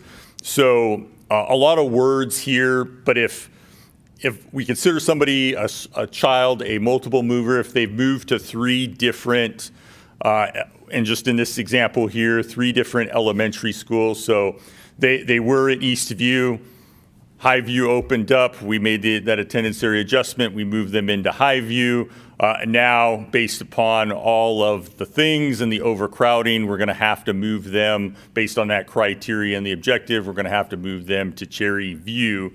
So that is considered, yes, ma'am. So for the multiple movers, would any student group that you moved from Highview fit into that category? Ask that one more time, ma'am. For the multiple movers, how Right. you've described that, would it be any student group that you would move from Highview that would be considered a multiple mover?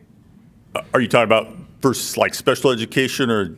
when No, you say I'm just thinking in general because Not- we've not made if- these boundary changes before. So I'm just trying to figure out like, would there be different student groups we could move from Highview that wouldn't be considered multiple movers, or is it just? If they go back to the school that they came from, they wouldn't be considered a multiple Right, and mover, right? so what we did is if we didn't consider them a multiple mover, if they're going to go back to the school, as in that second example there, and that, so we recognize that they're still moving 3 times, or they're going to 3 different schools, and so we recognize that in most cases, based on the feedback, most parents want their child to stay at the same or a school they've been to before, and so that's why we didn't consider them a multiple mover by definition here. How many kids are we talking about that are multiple movers at the elementary level? I got a slide for that. If you just give me a couple slides, sir, we'll get into that. Can I ask one question about the last part there where it says inter-district enrollment?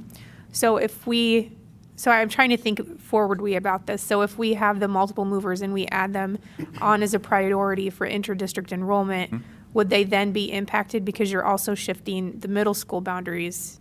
So then they wouldn't. Potentially, Right. potentially depending on where their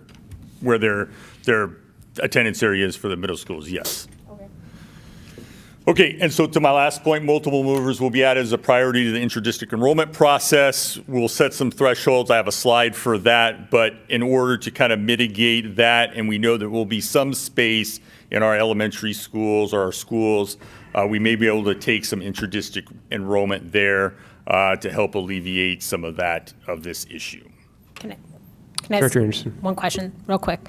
So those students who are intra-district enrolled do not have busing, is that correct? That's correct. Okay, so that is just something I think I want everybody to consider in terms of equity of Yep. who has availability Yep. with that and who doesn't. Yeah, and we're using the same, we're not changing the policy or the guideline the guideline for intra-district or open enrollment. We're still using that same process, just in this case to kind of alleviate some of the turbulence. Will make intra-district enrollment a priority based on being a multiple mover.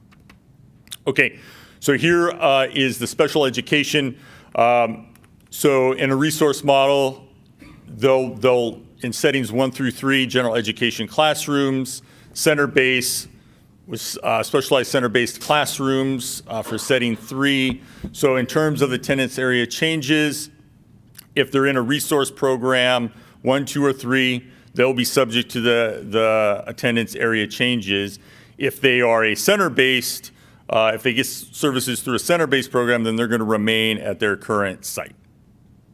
Now, special education will also offer an IEP meeting to kind of review those services and making sure that it is appropriate based on that transition for that student. Did that answer your question, ma'am? Perfect. And I know that our special education department has kind of looked through the eaches of those students to make sure there wasn't anything extraordinary or exceptional there. So they've been putting a microscope on that. Okay, so interdistrict transfer, we kind of discussed this a little bit. Again, it's where they are now is where they will stay. So kind of, again, there to reduce some of the turbulence. Again, if they want to do an interdistrict transfer and they're a multiple mover, we can do that. And then also in terms of criteria, because we're going through attendance area changes, we can't unravel what we're trying to solve through interdistrict. So we'll set those thresholds accordingly at 70 and 80% based if they're a high growth or a low growth school, so we can kind of control that enrollment. Of course, if we have to add an FTE, then we'll look to bump up that number, those numbers of interdistrict enrollers, if you will. So we'll have some space there as well, and we'll be very deliberate through the summertime to make sure we're maximizing the space we have without kind of over-enrolling our high growth and low growth schools accordingly. Director Anderson. I appreciate you answering all my questions so far. Why? So I asked specifically about that new development with Lakeview. Just so I guess I'm wondering, are we talking about timeline in the next couple years? Because it does seem like Lakeview would have potentially a considerable increase in students if that development comes to be.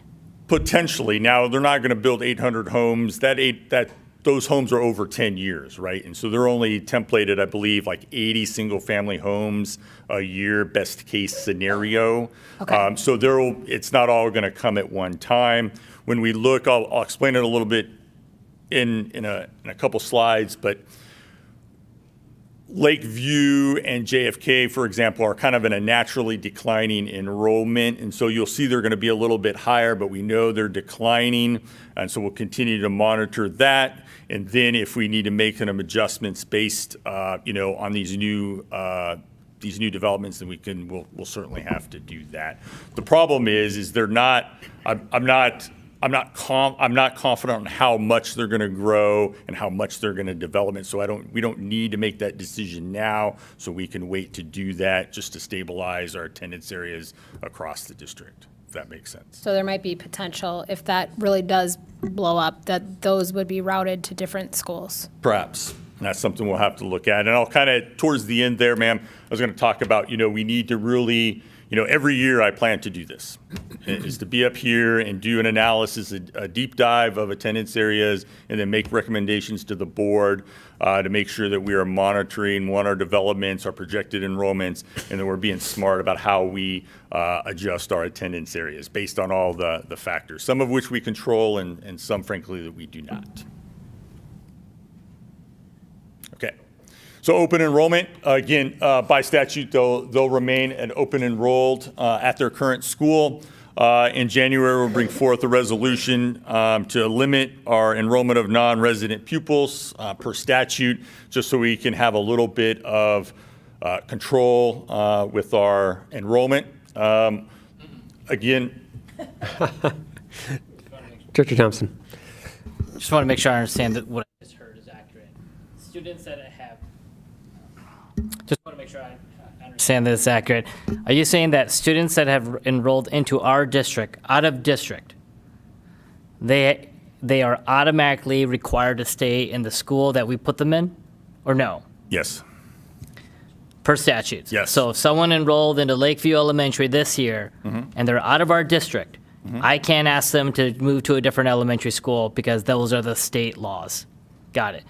So then, and so what rules do we have about making sure that out of district people, like that's ridiculous. I mean, I know I get that it's a state law, but like, so if I'm hearing this correctly, my Lakeville students can't go to this school if it's full, if 50 out of district kids are in that building, if we hit our capacity. Is that an accurate statement? I would say that's an accurate statement. Is it a statute or is it a resolution that was passed by the school board years ago? The statute, I think, requires us, we have to accept open enrollment. We can, by resolution, redefine or... Let's do that. Well, No, like- so, like this is- but just to be, we want to be careful, because all the same stability issues apply to all students, right? So we have to try to do that to the extent that we can. But I have heard, and there have been many emails about this particular issue of the priority of resident versus open enrolled. As long as we comply with the statute, you end up in a scenario where you're potentially tiering our students, and we just want to be thoughtful about that. And I think that's your point. So we have to follow statute, and second, we want to make sure that to the extent that statute allows, we optimize our internal flexibility. I think that's your point, Mr. Tom? Yeah. I mean, I'm looking at the demographics. I think it's like 307 students are open enrolled into our district in elementary. So there's 307 scattered across all of our 9 schools. But I think there is an appropriate conversation that needs to be had of when do we look at that lever versus we look at all of our residents and where they are, followed by special accommodations, special education. Then we would want to look at intra-district transfers, then open enrollment, folks outside our district. Like I have a tough time agreeing that we need to have them at a higher priority from that list, but that's for another discussion. And the question isn't, we're not saying don't allow them into the district. We're just saying let's prioritize who goes to which school, right? Yeah. I mean, if we have high capacity school that we're moving our own residents away from, for the detriment of kids that are The other element too is that we do have students that go out of our district. Agreed. And go to other districts. So we want to be careful about, or thoughtful about what there is a financial impact to that as well, that we want to be, again, wise about. Yes. Director Anderson. They all are our students, and we have put resolutions in place before to say, we're reaching a capacity number that we don't feel comfortable with in a certain school, and so we're going to limit open enrollment to 1% or whatever. I would So we agree have that done they are students, before. but I want to make sure our Lakeville students, those that are in 194, are taken care of first. No, I mean, I think what we're hearing is that we do have the ability to limit it within schools how many students we take in terms of percentage, but we also have schools that we could use open enrolled students. So I mean, that's where, yeah. Yeah, Director Cameron.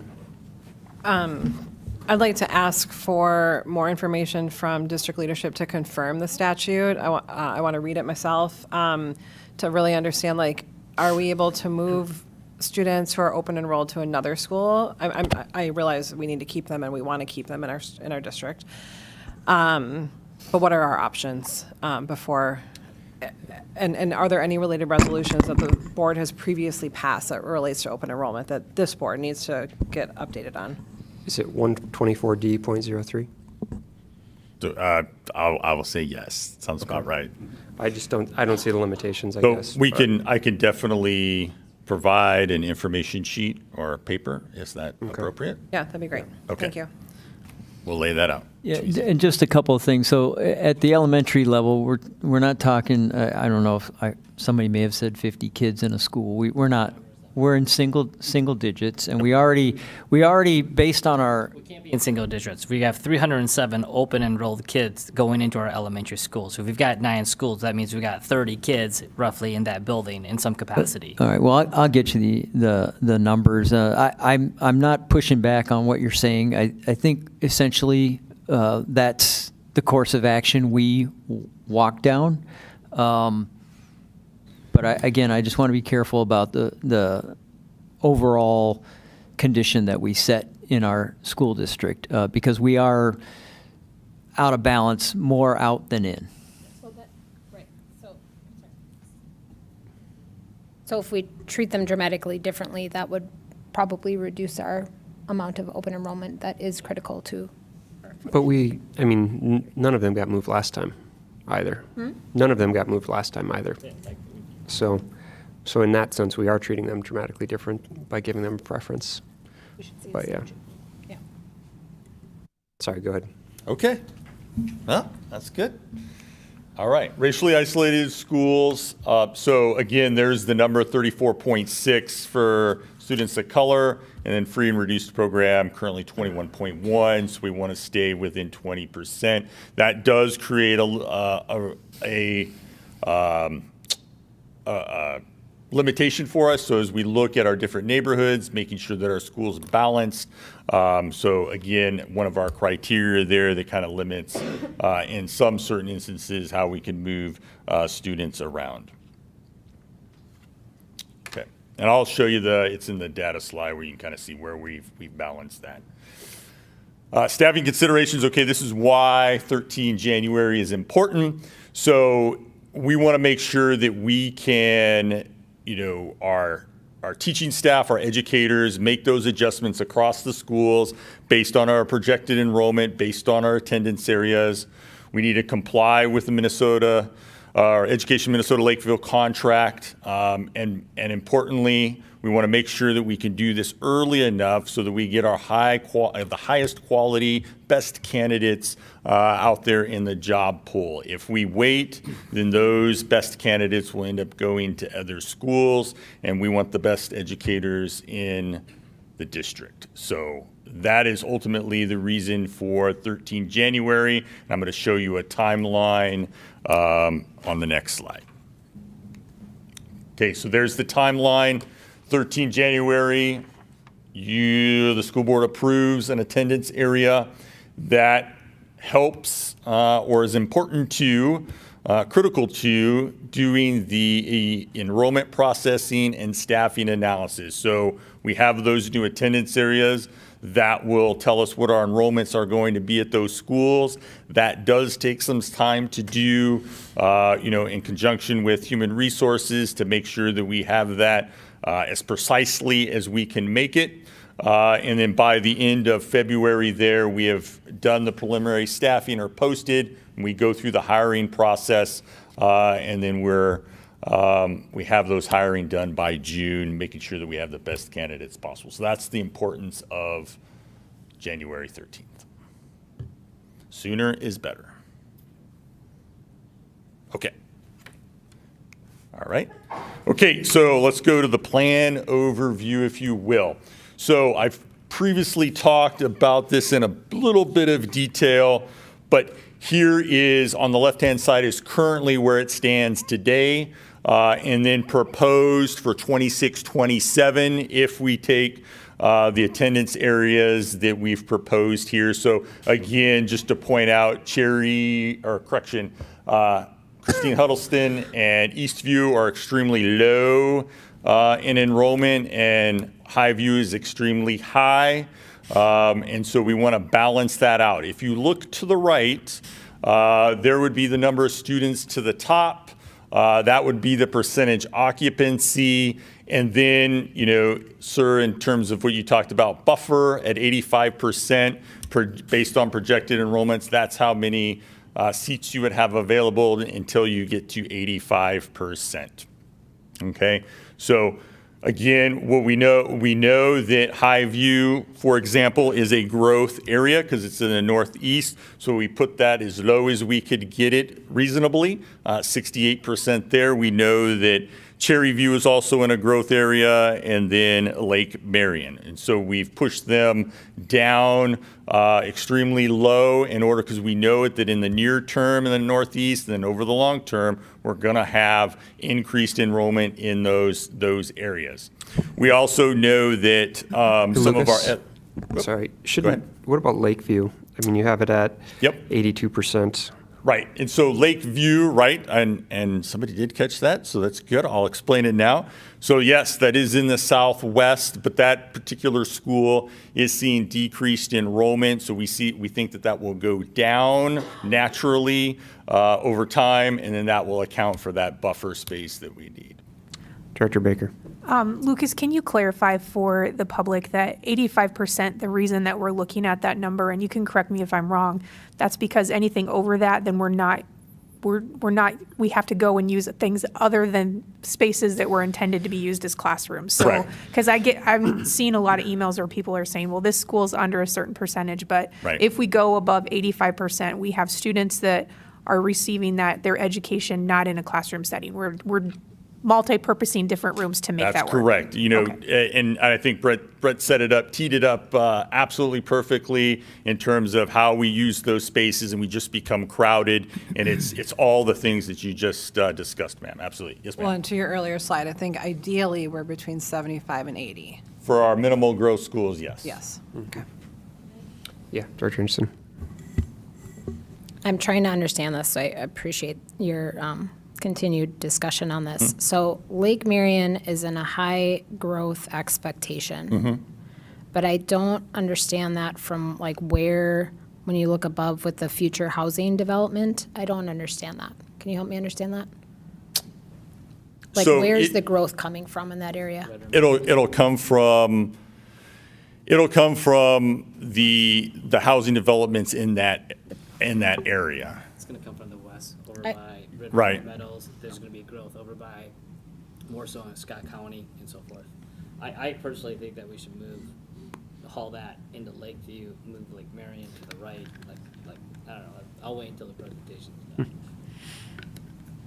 So it's not about the new development coming, it's about growth because it's not. It's growth from the west. It's not from The west. I see both places on the west, but one is in Lakeview that I know this is happening over an extended period, but Ritter Meadows is not nearly the same size. So I'm just trying, is it based on new growth coming, or is it based on?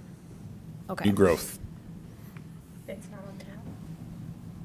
Well, that is on the map of where these new developments. Right. So that's where, Lake Marion has a much smaller expectation for growth, whereas Lakeview, across a period, has a much It may, larger. yes. Yeah. But we also know that Lakeview is also kind of declining in enrollment in the short term, so that's kind of why it's a little bit higher in terms of that percentage. Well, can you talk about that a little bit? Because, I listened to the audio from the discussions in 2024, and Lakeview was anticipated as being overcrowded within a year. Right. And so what changed there? I am not sure what has changed specifically, but the trend now is declining.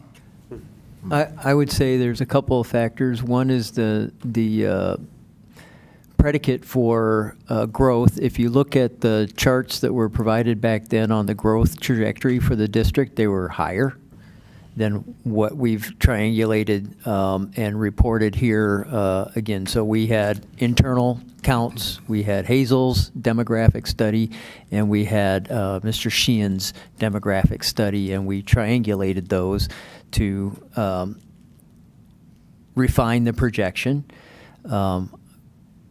We've looked at all the housing starts, went to Elko New Market, went to Lakeville planning folks, and validated all of that. That's what we use to make the maps that you see in the numbers that you have here.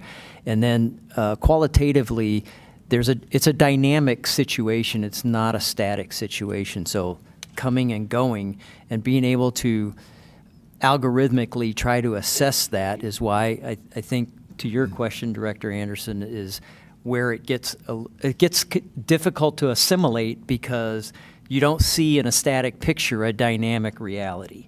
And so if it's coming and going and it's over time, like when I see Southwest and I see 800, I have the same reaction that you're having. It's like, oh my God. But if you look at it in terms of time, and then while that's happening, enrollments are going down in some areas, they will reacquire and come back up. So again, as Lucas said, I mean, we want to make sure that you're seeing the picture repeatedly iteratively over time so that we can continue to calibrate this. But the intent is to not do what we've been put in a box to do with our kids, and that's to move them. I also don't want that instability with our teaching staff, because they work hand in hand. So trying to stabilize this is the goal, strategic goal. Yeah. Director Cameron, and then Director Carbone. For the Lakeville area and maybe JFK too, is part of the numbers in student decline related to open enrollment out of our district? Isn't that an area where we have a lot of kids open enrolling in like New Prague or? Yeah, yes. So maybe that could be part of this Yes. too? Okay. Yeah, Lucas, a few meetings ago, when we were talking about expansion of the middle schools, refresh my memory, but I thought it was the math of humanity in the 4th grade that was creating this lump coming into That's correct. the middle schools. If that in the next few years passes through, does that create relief for the elementary schools? Or are we in the same pickle because it's being fed underneath by something else? Well, it all depends on your kindergarten enrollment. It starts with the kindergarten enrollment, and that'll project out over time. We're seeing, as a district, our kindergarten enrollment is kind of gradually going up at a much slower rate now and almost leveling off over time, right? And so we don't see any surges, if you will, in our kindergartner class that we see in our 4th grade class now, which a lot of that was compounded by the COVID situation and how that all kind of worked out. So Okay, so there might be some relief after those 4th graders push through? well, we're still going to grow. We're still going to grow in the middle school level. We'll still gradually grow, but then in the out years, it should level off. Okay, thank you. Okay. All right. Okay, so it's important to highlight the top 3 you just saw on the previous slide. But if you look down, this really talks about the students of color, the free reduced population, and where are we balanced within that 34.6 and 21.1. It just shows us that, yes, we are balanced. You don't see anything higher than 20% there in the slide. So that's what's key there. And then in terms of your special education enrollment, where are those students falling out? That's where it is. It's pretty stable, pretty balanced across the board. Our highest being, it looks like JFK there at 17.1%, but I even think that's a reduction from where they are now. So again, looking at the balance and where our students are how we categorize those students and making sure we have that balanced across the district. Can I ask a question with the Yep. SPED numbers? Sorry. It looks like all the schools went down. How is that possible? Let me see if all the schools went down. I don't know. That's a good question. I will definitely take that back. I just noticed that. Sorry, I didn't right. see it before. No, that's when it's on the big screen. Yeah. I was more looking at if there's any extra or out of tolerance, but yeah, we could definitely go back, and I think we'll go back and take a look at that. That's the short answer to that. It's a miracle. What? Actually, students of color too. So maybe I want to look at this slide a little longer to evaluate. I'll look at it. Oh wait, Douglas has got the answer. Oh, okay, great. Push your thing. Push your thing. Push your thing. All right, got the thing pushed. you're looking at 26, 27 numbers. We don't have any special ed counts for kindergartners at that point. That's why they're all lower. There you go. I see. And what about students of color? Same thing? Same thing. We have no stats on what our kindergartners are going to look at because they're not enrolled yet. Yeah. Makes See, sense. Douglas has the answer. Yes, ma'am. Do you have any thought? Director Anderson and Director Thompson. I do want to just kind of focus on one thing and push back on me if I'm totally wrong. But it does seem like, I know we're talking about this as balanced, and I know there's a balance to strike too here in terms of the geographic region that we are trying to maintain or trying to achieve with balanced schools as well. But it does seem like, to me, there's less balance in certain schools, or consistently lower, like in terms of free and reduced lunch, or and then I also want to highlight that at those, like some of those really tend to be much more clustered. Like this school is, Highview is a great example. Not a lot of high numbers in those regions, and also like pretty much everyone right directly around Highview is getting into Highview, whereas some of our other schools are spanning a much broader region to get those demographics.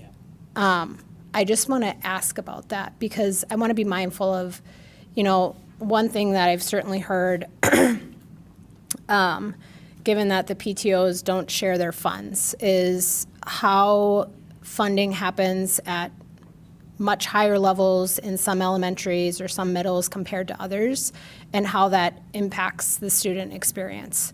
And so wanted to just kind of toss that out there and just try to understand that.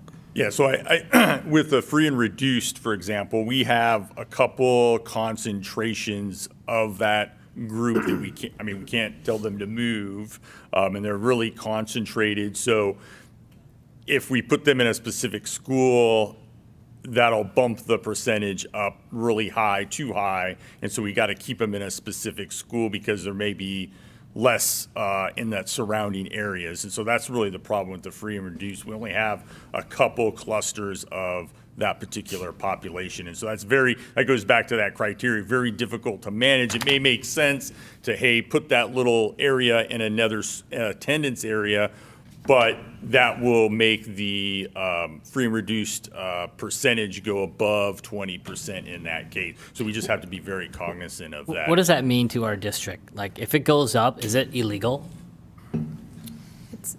I don't know. Yeah, so there's statutory requirements that we have to meet with our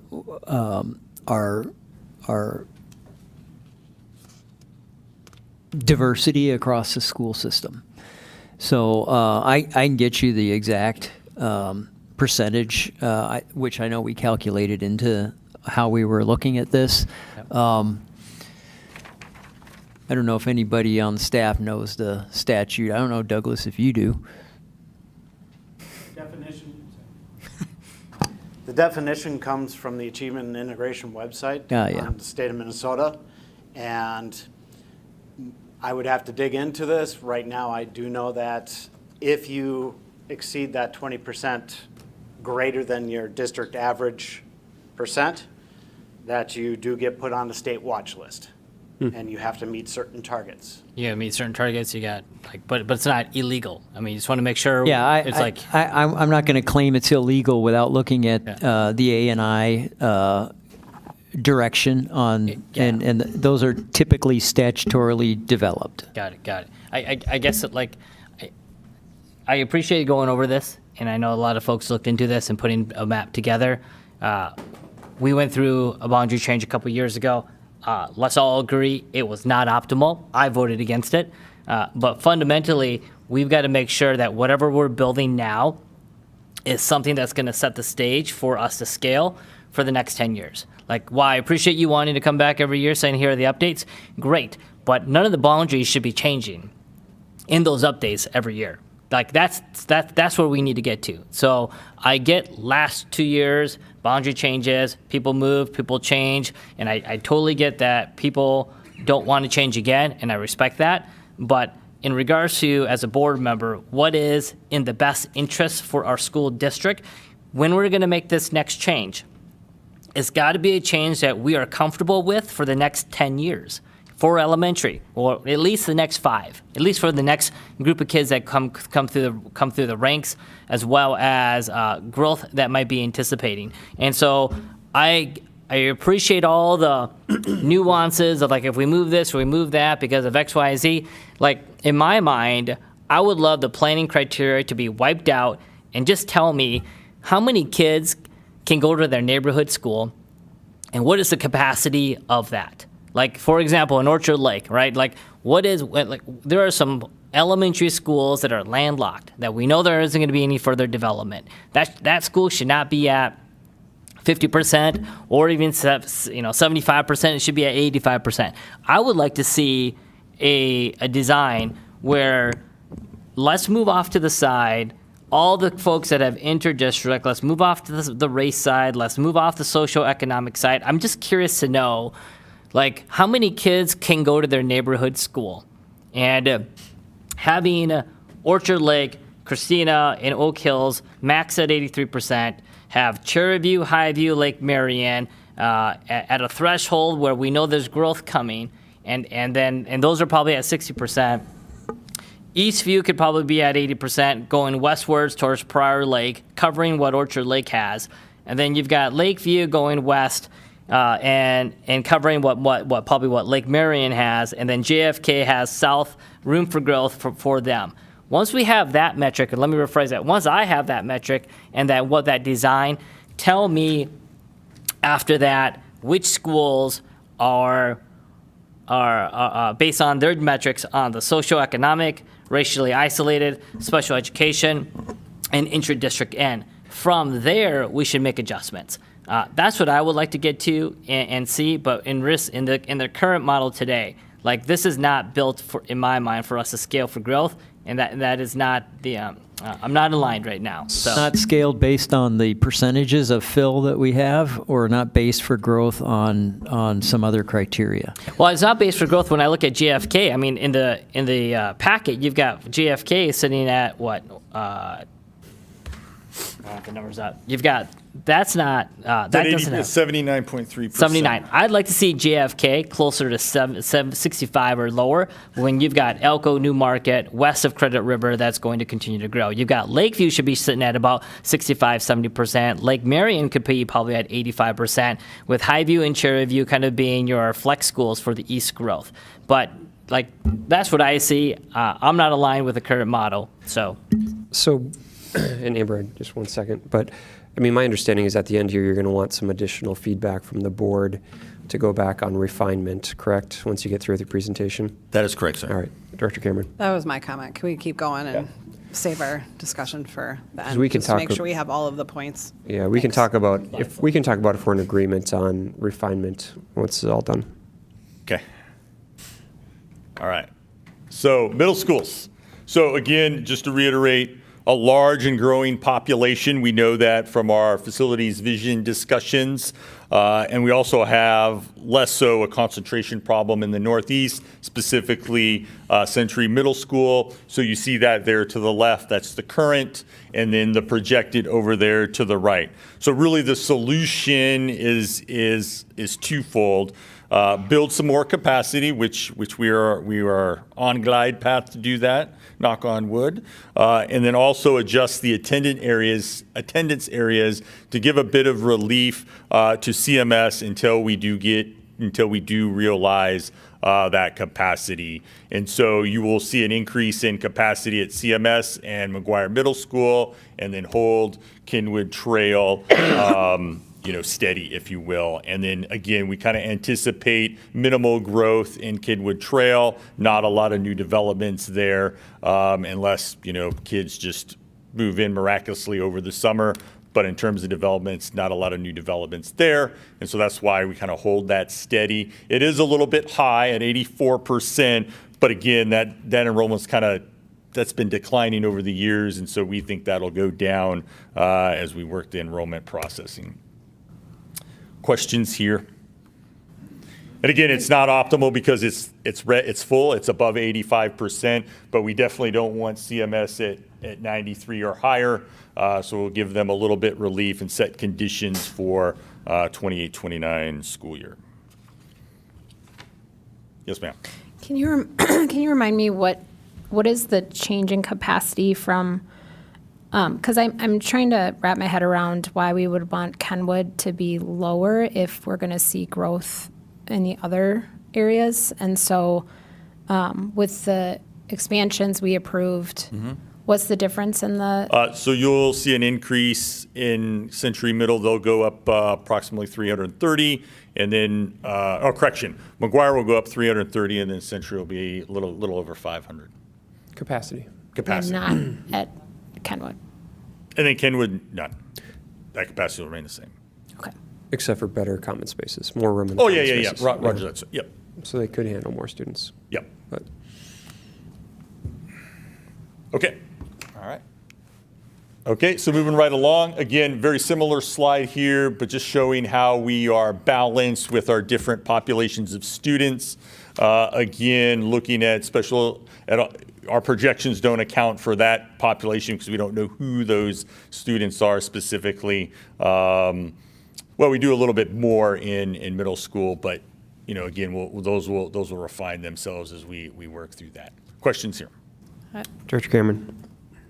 I realize it's kind of keeping consistent with our current, but I don't think that our free and reduced population is very balanced. I think there's 2 that are high and 1 that's pretty low. So, yeah.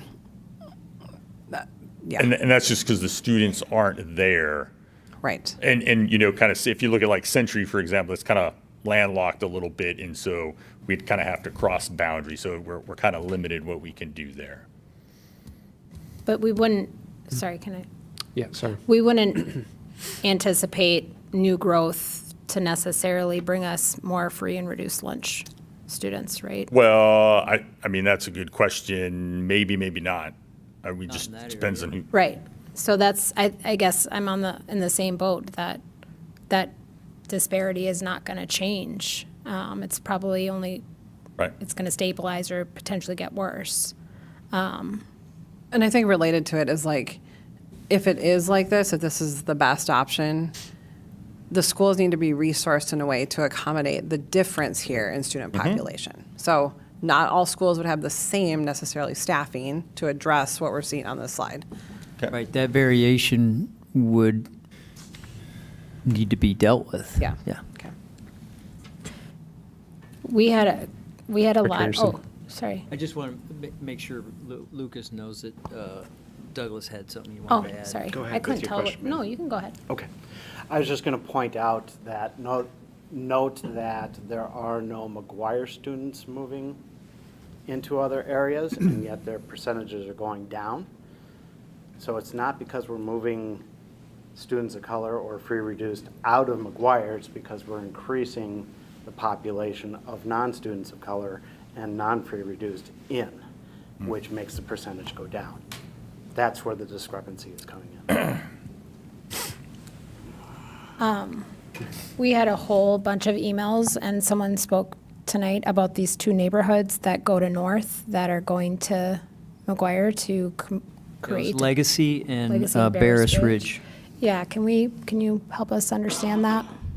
I mean, I appreciate everyone else from McGuire is going to South, and how that impacts middle school students who are then going to high school with the majority of people they haven't been in school with in 3 years.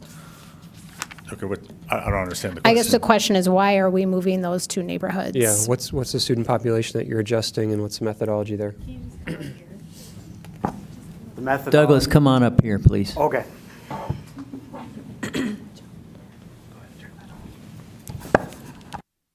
Is it right? Got to be in the mic. Good evening. The methodology for that particular calculus was we went up as far as we thought was reasonable on the west side of the map, as far north as we could go. If we went any farther north, we would have to bus kids past Kenwood Trail in order to get them to McGuire, and we didn't feel that that was appropriate. So that's why we stopped where we did there, but we still needed to move enough students to balance numbers out for the anticipated increase in capacity. So that's where the Barrett's Ridge and the Legacy move came from. I mean, what would the adjustment, so currently they're slated to go to Kenwood. So if we kept them at Kenwood, where would we be percentage-wise for capacity? That would bump them up into the close to the 90% range. So which is where we have And then Century and McGuire right McGuire now. would be, come down. What's that? Then McGuire would come down because we're pushing them back into Century, or into Kenwood. Sure. I do know from my own personal experience of how my neighborhood is shifting, that my kids will be bused past their current school to go to a different one, and so it's not that this isn't happening. And so I do want us to think about how that really impacts these middle schoolers who are the only ones going to McGuire versus, Kenwood is a split school. That's how it is. And so I don't think it's not happening elsewhere in the district is, I guess, my point. I mean, how many kids are we talking about? I would have to go back to the map and look at the exact numbers. Because if it's 5% of the kids, you're 5% north, Could we extend that maroon part? And I realize it's then busing past Kenwood, but that is what if all of those students west are going to south, that to me makes a little bit more sense. I mean, I'd love to hear from others than having two pockets of north kids go to McGuire. If that's the Yeah. priority. I mean, I think we'll get there, but yeah, I'm in alignment with that. Director Baker.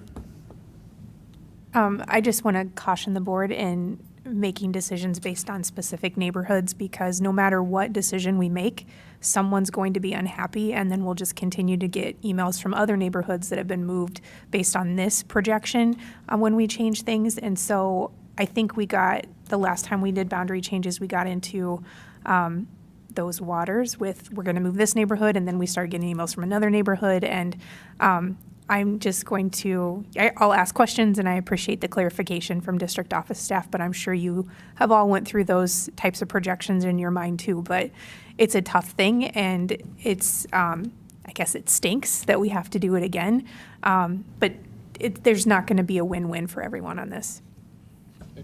Yeah, and we might be getting a little bit ahead of ourselves, but I mean, Century is going to have significant expansion, well, theoretically, in a couple of years here. So even if those neighborhoods had to go to Century in 2 years, I'm just thinking, I mean, unless we're going to completely split McGuire, which I'm not opposed to, but if we're going to do that, why not send more than just two neighborhoods there from north? If we're going to make it a split school, make it a split school.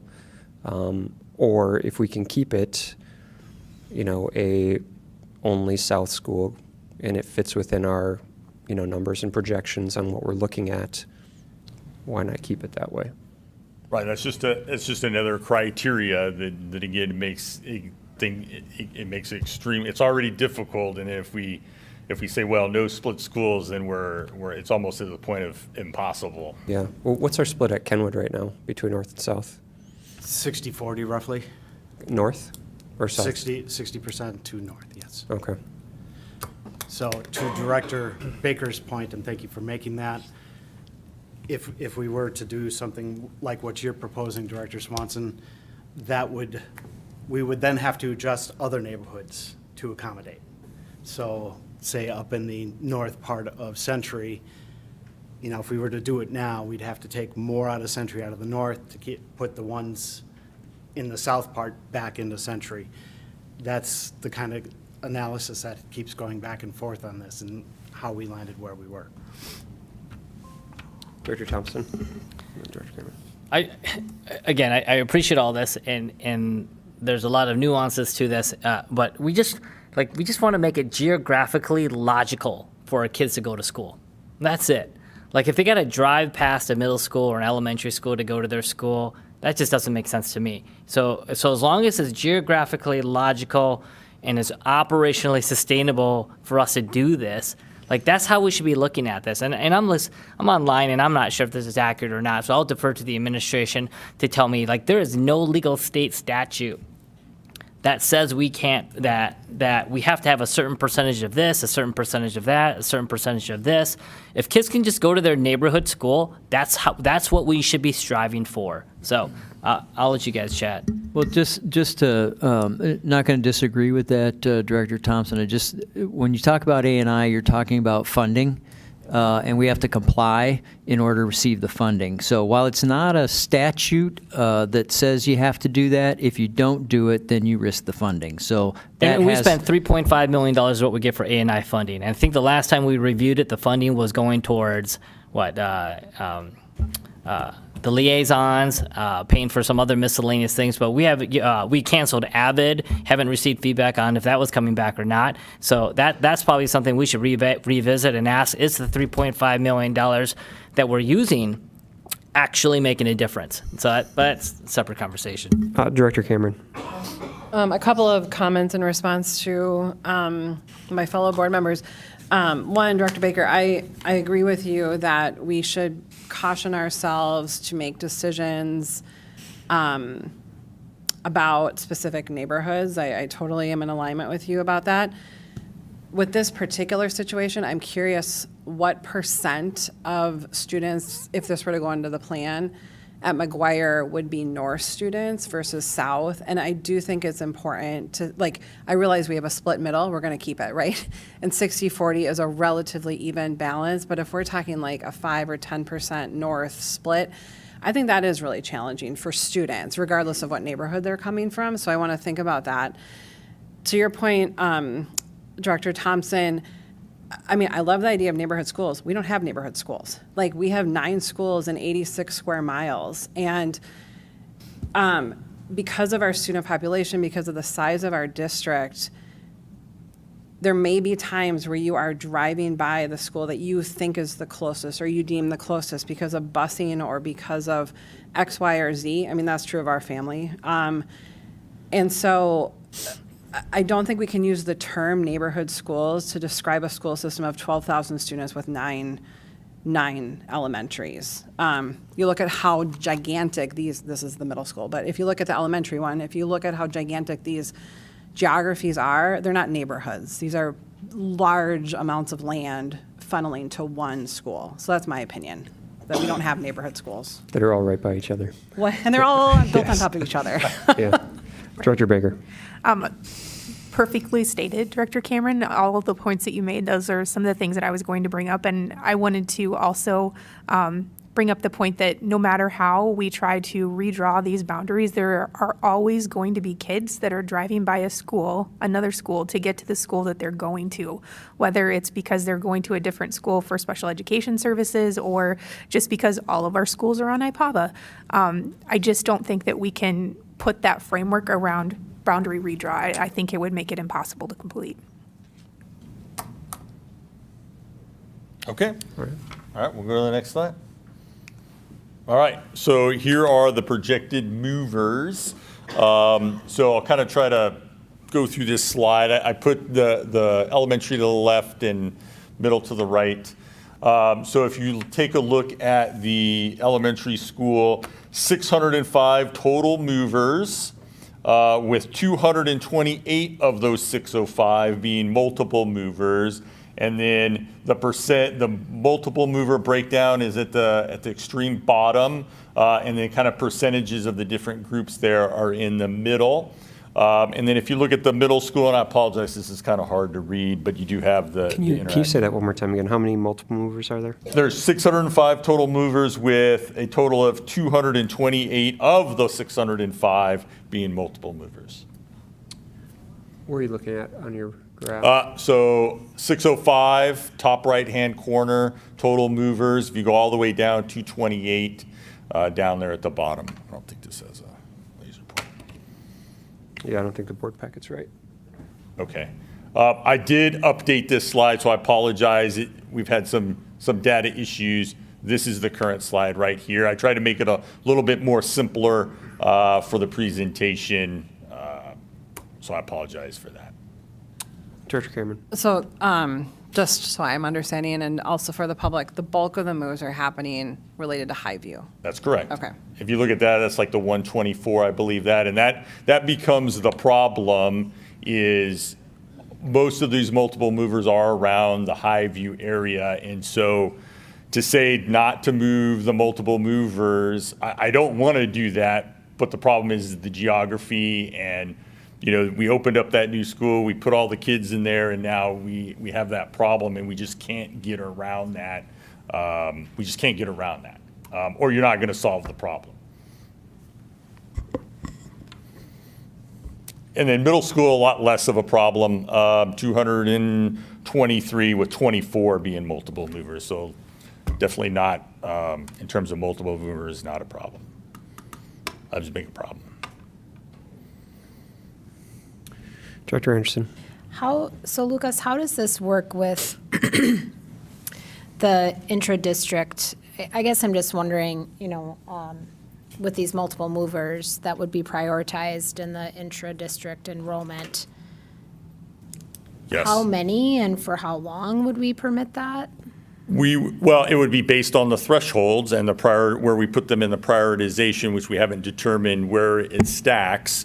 But based on the thresholds of 70 and 80% and where our enrollment is at, that's where and then where they fall in that prioritization, and we could provide that to them, we would. Okay. So Highview could remain much higher for a period, I mean, not higher than the threshold, but.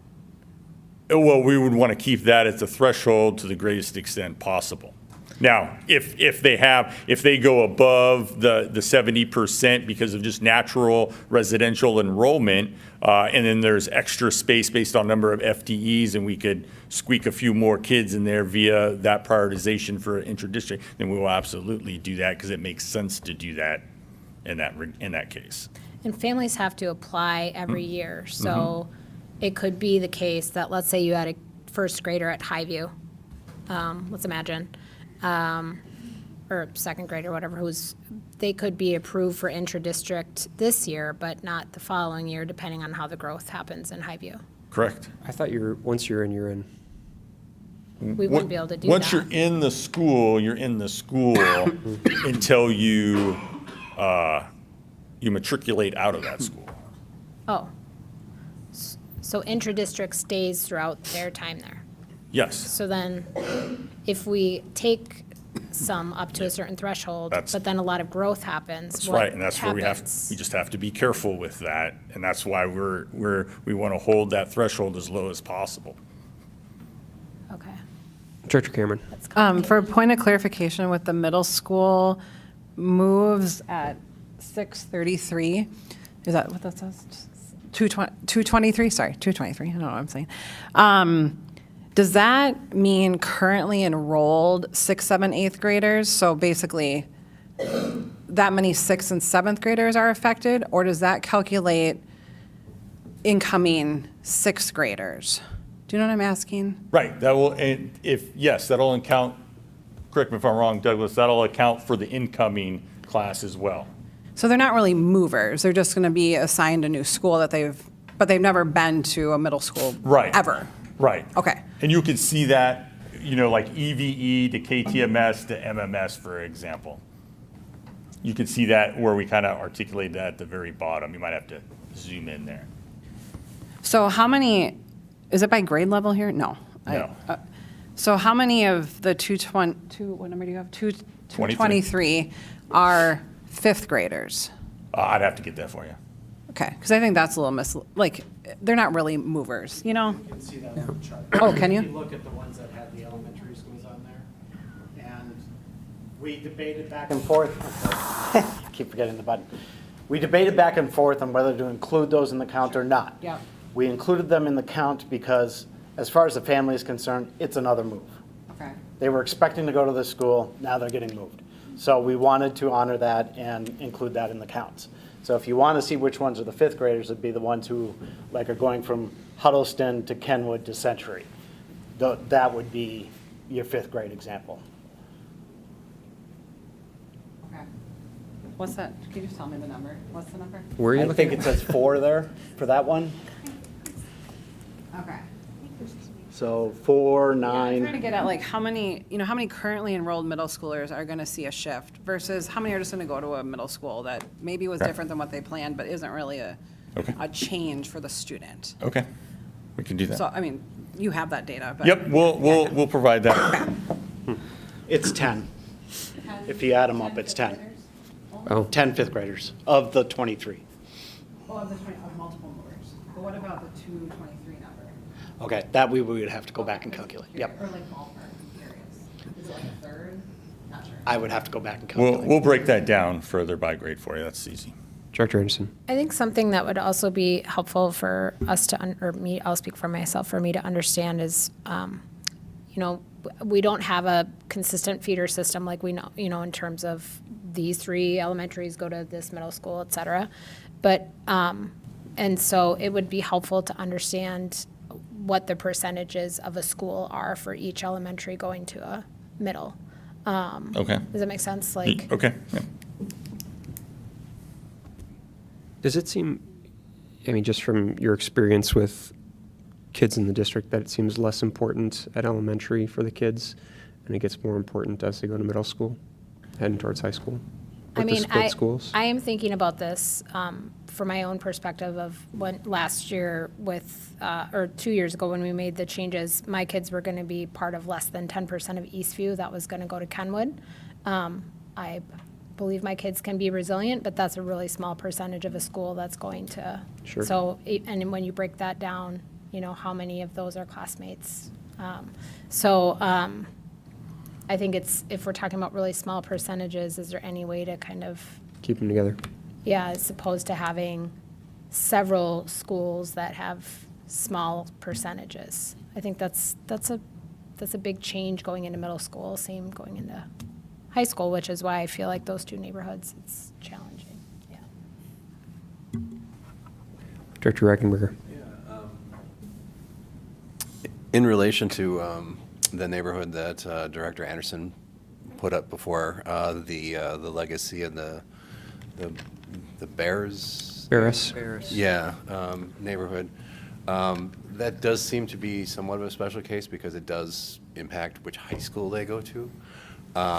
If you go back to the map, I'm curious how many individual students are impacted specifically just by that one neighborhood.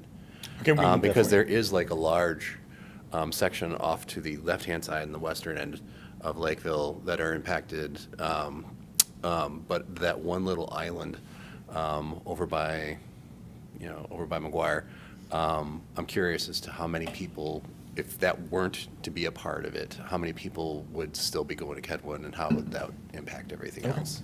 Will you do that?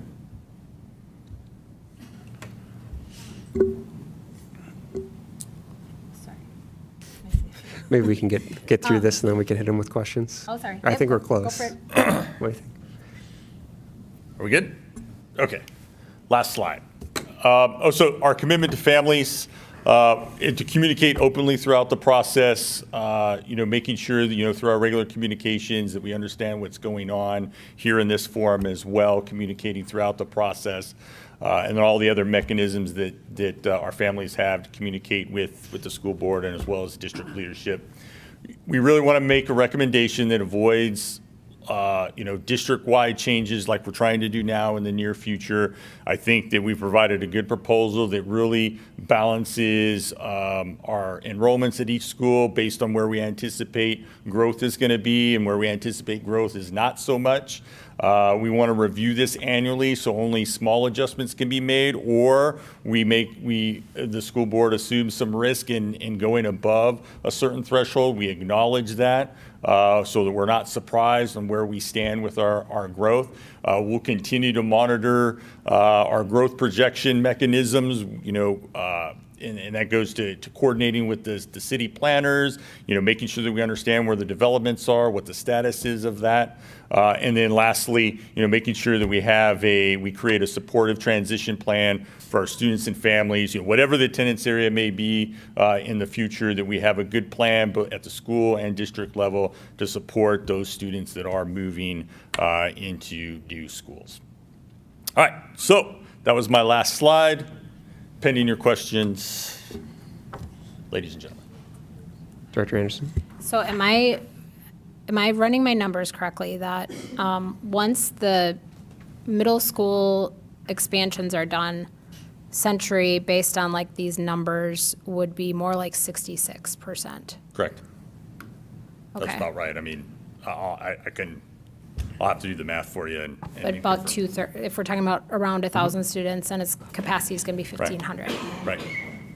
Whereas Kenwood is going to be sitting at 80. I guess I would like to understand what, speaking of, how we're talking about the growth at Lakeview potentially being taking a long time. What do we think is going to happen with Century and McGuire in terms of that growth? Because that's a big difference in terms of 66% capacity versus 85 at Kenwood. Okay, we can do that. I mean, we can make that analysis. Director Baker. So last time we went through the boundary redraw process, we had a lot of different committee meetings where community members could attend. And based on the information that you shared on this slideshow, it looks like you just went off of that information that the community provided at that time. Is that correct? That's correct. Okay, because I also want to clarify and then also ask a question with that. But some of the emails were saying that there were people that were calling around to neighborhoods asking them if they wanted to stay at North. And I want to clarify that the district did not do that. So, absolutely not. I just want to make sure that that's clear. And then my question would be, is there going to be another opportunity for the community to provide feedback? Because, I mean, we're getting lots of emails, and that's good, and I appreciate that people are sending those, and I've been reading them all. But I don't know, I did appreciate, as a board member, just attending some of those forums last year and hearing from community members that attended that too. So I'm curious if there's any options for that. There's no plan to do so at this time. There's a couple things we are doing, and to your point, Director I'm sorry. Yeah, sure. To your point, back in the fall of 23, there was the planning phase for the district started with regard to boundaries, and in the late fall of 23, there was a design team, there was an input team, and there was a public input process, and I think that's what you're referring to. So all that is archived and preserved in this process. In late February through spring of 24, I think that on or about the 27th of February, there was an approved final K-8 attendance area adjustment. It was different than the administration had recommended, and that's part of the process. I mean, it's not an impugning statement, it's just factual. Then in March of 18, we did do a recommended comprehensive changes, and the decision was deferred. And then again in July of 25, we did do the adjustment that we're living under right now, which was really only non-current students moved, and that created Highview at 105 and Century at 90%. So this really is a long and ongoing process that is not solving the strategic problem. And going back to Director Thompson's statements around this, I think the strategic problem has to get resolved for our teachers and for our students. If we stay in this small, incremental, iterative process, I think it's just going to further frustrate everybody associated with this. So I just want to make that point about that piece. The other thing we want to go to, and we have a schedule to go to schools and talk about this further. We are going to have a opportunity here, and I don't know the date off the top of my head. I think January 8th is a process or an opportunity for the community to come in and give us further feedback. Obviously, we're getting a lot of feedback over email, and one of the concerns, and I think board members issued this concern as well as some of those emails, or many of those emails, was the ability to read the map. So we're going to put interactive maps online so that people can actually go in there and better zoom in and out and look better at those maps. we wanted to obviously come back to the school board as we were directed to come back to you to talk about and share with you a plan that would do what Director Thompson has said and more level set the entire system so that we don't have to do this iterative process. So I know Director Thompson said we have not hit the mark in his mind yet, and I appreciate that. But it would be most helpful if there was some consensus on the board that could give us that refined direction or guidance or criteria that we're missing right now. We put it together based on the guidelines that the school district and the school board established back in the fall of '23. There was a document called a guiding change document for creating boundary adjustments, and I think that was there. So I want to just try to get to that because the last thing we have interest in doing is continuing the frustration with this. We want to get the strategic problem solved and put stability back into our school district, and I think that's the most important objective that we should pursue. Director Cameron. Thank you, and thanks Superintendent Baumann for that. One very logistical question I have is, and I know last year when we approved the kind of holdover plan, we had a plan for open enrollment pathways. So with this new plan, both for intra and inter, right, did I get that right? District enrollment, does a student follow what path? So if you open enroll from out of district and you're at a elementary that goes to north eventually, do you stick with your peers or do you continue to go to our old plan, which was south? So they will have to open enroll again, and it'll be a space available at that next level. For every. Right. For then middle and high school. Yes. Okay. And then similar to intra-district. Yes. Okay. I think two other questions I just wanted to raise because we've been getting a lot of these questions, and so this is more just an opportunity for the district to explain process. So one is, I think some people are seeing students being moved from, for example, Highview to Eastview and Eastview to Highview. Kind of in some people's minds, it's just like switching bodies and making both kids switch. So curious about how we thought about that, why that is happening. And then similarly, I think some people are seeing kids having to be moved out of, currently enrolled students being moved out of buildings to hold space for new builds, rather than zoning new builds like we did last year for elementaries where there is going to be more space. So I'm not saying I have an opinion on this right now. I think it's important to explain how these decisions came to be. Does that make sense? Yeah. Can I just, Yeah. so on the last one that you articulated, we have different internal terms for those, a tapestry or a blanket quilt or whatever, because for years, in order to avoid doing any major boundary adjustments, the choice was, and the direction from the board was to essentially do what you're talking about, a new development. Okay, it's geographically here and it would go there, but we're gonna put it over here so that we're not disrupting, right? So we did that for years. You can correct me if I'm wrong on that, Douglas, but my recollection was that we did that for a long, long time. When you brought Highview on into the mix, that was where large change had to happen. And so we wanted to level set that. But if it's the will of the board to do the tapestry solution, we can do that because we have experience with that.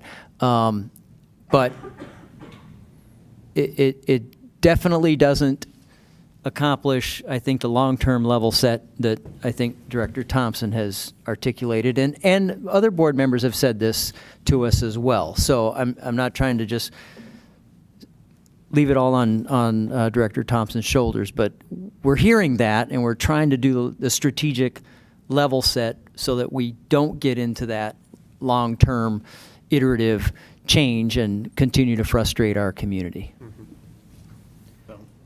Superintendent Bauman calls it a tapestry. Back then, we called it the fruit salad. There you go. So I don't know if you remember the fruit salad map. And so say the option of, let's only move those who haven't been moved before. That gets us back to the tapestry, to the fruit salad map, whatever you want to call it. That's what we wanted to do the last time, and we want to continue to do this time, is to provide those contiguous boundaries that just make geographic sense, as Director Thompson was pointing out earlier. Okay, that's the reason that we're going that route rather than the other. In regards to the Highview being moved out and now being moved back into Highview, it's a very small neighborhood where they were split, and we weren't aware that that was actually part of a development that shouldn't have been split. So this was a correction to that. If the priority is no, we don't want to move those over correcting that wrong, we can flip that priority. Director Thompson. I think the question that we've got to ask ourselves on the board is like, do you want to make a fundamental change where we don't have to make changes 10 years from now, or do we want to make incremental changes? I don't want to do this again. Well, I wouldn't have to later. Never mind. And so, I mean, it's, sorry. 'Cause Yeah, sorry. the only thing I would say is I don't think I certainly don't want to go through any boundary adjustments. I mean, this is the second time in our term so far, so it's not a good experience for us or the community. But we have no idea how Lakeville is going to change in 10 years. So to say, I think we try to set for several years, but really going up to 10 years, it's like we have no idea what's going to happen with some of these developments. And The fundamental problem is we can't control who growth. moves into Right. or out of our attendance area. Yep. If I could control that, then we wouldn't even be Yeah. having this discussion. But we can't control that. And so we have to do the best in terms of trying to set it up for long-term stability. And then if necessary, when necessary, make those adjustments to make sure that our schools are balanced. Right now, I think the proposal has it where there's enough room so we can absorb some of that growth without having to make an adjustment every year. But we need to get into the idea of being deliberate and intentional about how we look at our attendance areas, because we are still a growing community and we're still going to grow for several years. And we don't want to ignore the growth and then have another major shift, in 2 years or 3 years. Can I ask, how did you start this from a methodology standpoint? I mean, did you start on just focusing on elementary? Did you start with Highview and say, okay, we need to reduce enrollment in Highview? We started with the criteria. But I mean, which school specifically did you guys start with? Because, I mean, there are a lot of little changes. right? Highview is the biggest problem, and so that's kind of where we started, and we wanted to keep things connected and logical and try and keep to what degree necessary or that we could, that kind of neighborhood school approach. Okay, hey, we've got a lot of appendages out there and curved attendance areas. Can we make it more logical and connected with our subdivisions? Can we do that? Okay, that kind of works. Now let's look at, what type of student do we have? Well, we can't put all those students over there because that'll throw off our balance, so let's move them here. Kind of same thing that Douglas talked about. So that's really kind of where we started, and we didn't want to make like wholesale shifts and start over, so we took the current map and say, okay, how can we make this better and move the least amount of students as possible? So, and for the board, I mean, my preference would be, and full disclosure, my elementary kids are multiple movers based on these projections, and we are like a little carve out, 2 cul-de-sacs carved out from the neighborhood. We were attached to the neighborhood south of us, which was the legacy neighborhood. Now we're being removed and attached to the neighborhood north of us. So yeah, and again, I'm looking at what's best for the district, but I get it where people are complaining about being multiple movers because it's going to be a challenge. I feel like we have enough map where we can accomplish all of this and not do that, or at least not to as large of extent as we're doing it.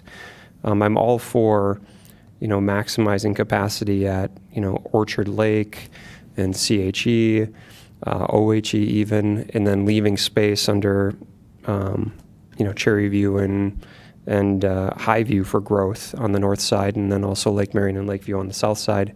I'm just wondering if we could try to focus on, if people came from Eastview to go to Highview, and now we have a Highview capacity problem, can we send those people back to Eastview? As opposed to sending them to Cherry View. Okay. We could certainly take a look at it. I couldn't answer that. There are very different variations of that, obviously, if it's Eastview, Lake Marion, and now to Highview, which is my neighborhood. So is the criteria to minimize multiple movers? That would be my preference. That's what I'd propose to the board on, generally speaking. And we also tried to do that, but when you look at the chart, all the multiple movers are in that Highview area, like almost all of them. Mm-hmm. And so if you almost can't get away from that because then you won't be solving the Highview problem. Well, we could certainly look at moving them back to Highview, or back to Eastview. Well, because they all came from either Eastview or Cherry View, probably, right? Right. Yeah, which are both very low right now, percentage-wise. Right, and we're trying to move some of them back out of Highview, but we'll go back and do another analysis and see if there's any potential there. Director Thompson. I would like to ask, can I see a map with no criteria other than how many students would go to this school within the appropriate block that is geographically logical, and what does that look like? I would like to see that as a baseline, and then from there make tweaks along the way. Is there anyone in favor of that proposal on the board? You don't have to. That would probably go against trying to maximize capacity, though, right? You're going to say how many kids can maximize capacity? Maximizing capacity. I'm sorry, let me schools? rephrase that. With adding maximizing capacity of Orchard Lake, Christina, Oak Hills, and then leaving, and more than likely probably Lake Marion, JFK, I would assume, Lake Marion, because it's underneath Highview, but leaving capacity for Cherry View and Eastview. Cherry View and Highview, along with Lake Marion and JFK, right? Or Lakeview. Or Lakeview. And Lakeview, yep. And then I would assume Eastview could be at capacity as well, but it would defer to the administration. But I would like to see if you've got, what I want to know from the board, from the district, is if you have no constraints, how would a normal person would actually draw this out? And then from there, then we'll add, what would our school district population levers do we need to oblige by or want to move? Because we don't have to. These are some of the things that we've imposed on ourselves in the criteria list 2 years ago was a list of 50 things. And so I would like us to start clean. Here's how many kids can go to this school. This is the best geographical, logical way for them to get there. Keeps Orchard Hill, Orchard Lake maximized, and then come back to us and say, do you as a board accept the demographics of that school, yes or no? And then we go from there. Director Anderson. That's okay, go ahead. Yeah, I have a lot of thoughts about that. I think the challenge is multiple. It would be interesting to know what the demographics would look like in that scenario. I don't agree with leaving. We're trying to create school experiences that are going to be similar across schools. Would you be in favor of getting that or no? The challenge right now I think we're facing is we have a January 13 January due date.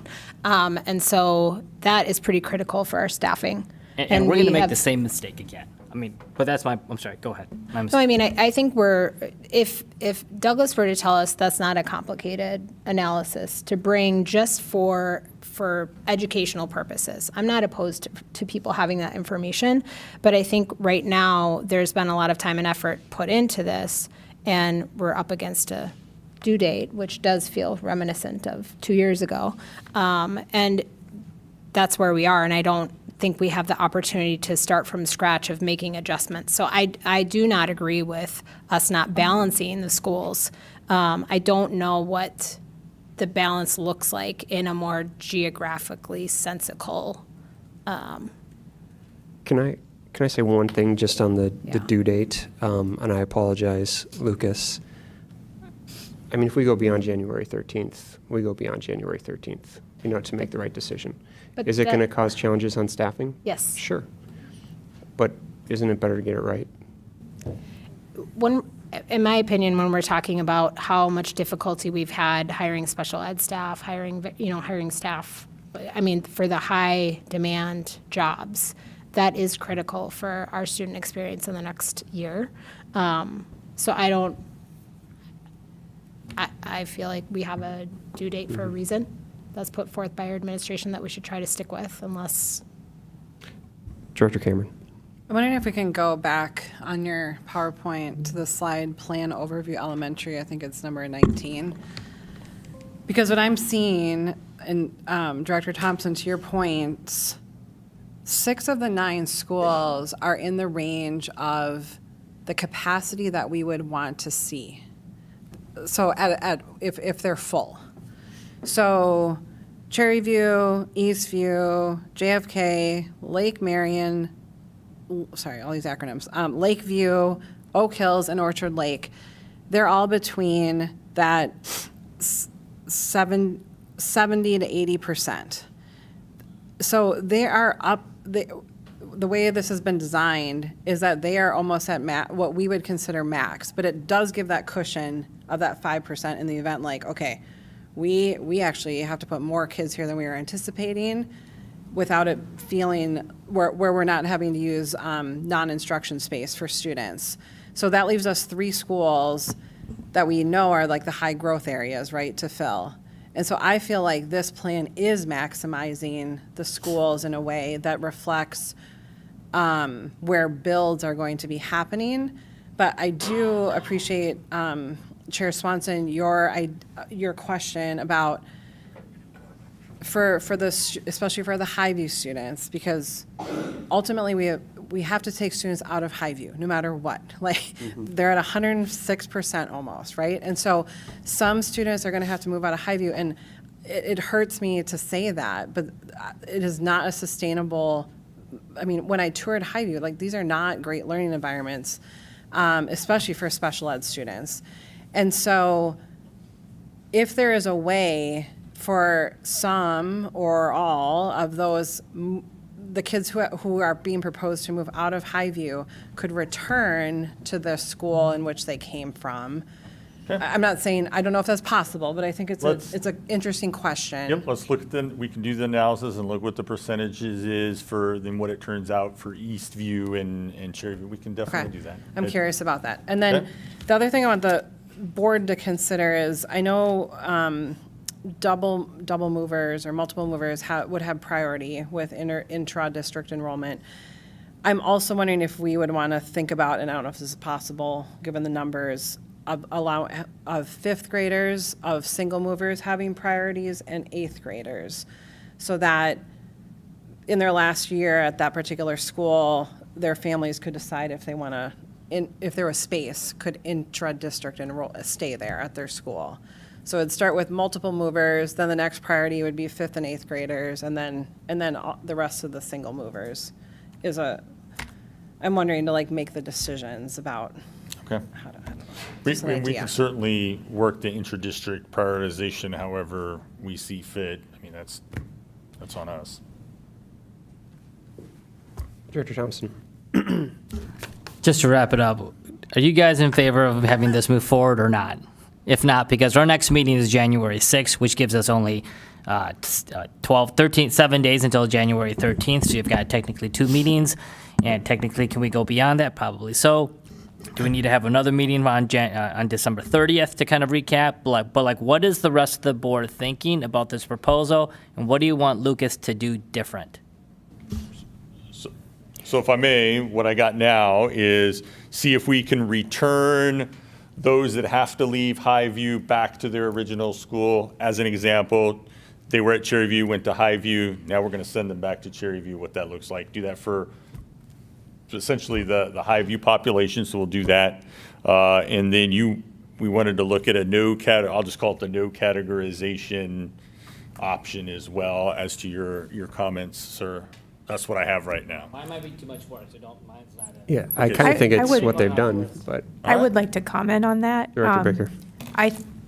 There is no state law that says we have to look at those demographics when we're redrawing boundaries, but I want to exercise extreme caution with that because you would be opening us up to legal liability for discrimination if we have a building that's racially isolating or social economically isolating. Those are things that we have to consider the consequences of those decisions, which I think would be a legal liability. Okay, I will scratch that. Yeah, and I mean, I don't think Lakeville Schools should be on the watch list for MDE if we can avoid it. I mean, that's my opinion. Yeah. Okay, got it. But I'm not aligned in moving kids just because we need their diversity in a different school. Well, yeah. I mean, you're not going to grab a pocket of kids from the Southwest and move them up. Well, not necessarily, if you look at the lines. I don't think it's as big of an issue, but, I mean, we are swapping kids around, though. I mean, we've got a pocket of kids going from Lake Marion on the south side of, well, I guess it'd be on the west side of Ipava, where we're taking kids from Highview and putting them into Eastview. So we're just like moving kids here from that school to this school. Which again, maybe there's justification, you guys thought about it, but it doesn't, yeah. It just seems like if Highview's the problem, let's address Highview, right? And this is why I was asking your methodology. I just want to do say, we leave spaces open? Can I just say one thing about that? Highview is not the only problem. It's the biggest problem. The bigger problem is the strategic problem and level setting the system to get the long-term effects and to, there's class sizes involved with this. There's teacher situations involved with this. It's all of it, and how do you, there's not a perfect solution that's going to satisfy everybody, but we want to get, based on the criteria, if you can give us criteria where we have missed the mark that we can go back and look at. I mean, one is a generic, if I may use that term, a generic layout. I think there's some, I've already articulated what I think the issues are with that, but if that helps in the decision process, and I want to facilitate that to the extent that we possibly can. But the problem is not just Highview, it's the entire layout and our ability to set the condition for the future. And there have been many efforts at this that have not dealt with the strategic problem. And we have to deal with that problem in order to set a condition for all the other things that you have asked us to do as a school district. Some of those have come out again tonight. But if we don't do this and we just solve one area, it will be back because it will necessarily have to be. So I just want to say that out loud again and hoping that we can focus on criteria for us to evaluate or further evaluate. I absolutely want to do that. I want every community member to be satisfied, but I know I cannot achieve that. So how do we do what's best long-term for the system? Director Baker and Director Thompson. I just, again, want to caution the board with these statements that are being made about race. We are a district that is labeled racially isolated. Those things have consequences, and if we take actions as a board that move against that, we could, in essence, lose funding from the state, or they could come in and say, now you're required to use 15% of your budget towards that because you weren't doing it. So again, these things are important. You can't just ignore those laws because you want to redraw boundaries to make it more simpler. Those are just things that we have to consider in making equitable decisions for all students. Director Thompson. Yeah, I think I heard earlier that these maps were designed so that we could have free reduced lunch, socioeconomics, racially metrics, because we had to stay below 20%. Like those are phrases I heard during this meeting. Yes. So what I'm asking is remove all that. What would be the most logical, make sense? If you are a mile away from the school, you get to go to that school. It's like I'd like to make a motion to see that kind of model. Or just in discussion, so there's no motions. But yeah, I mean, it'd be interesting. I mean, would it take a lot of effort to produce something like that? I'm not going to do it. Douglas. Director, take a lot of effort. What is the point? Director What is the point? Yeah, I mean, Can we just identify like what I'll they just- need to do? I'll just say, if the board wants us to do that, we will respond to that and provide that. I'm absolutely not opposed or trying to be opposed, but I just want everybody to understand that the strategic problem needs resolution, and I'm just begging for that. Yeah, I'd rather see us making adjustments to what the current proposal is and going from there, because I mean, I don't even know how much it would change anyways. But to that point, do you have any issues with the current map that you'd like to see refinement from, I guess would be my question to the board. Director Cameron.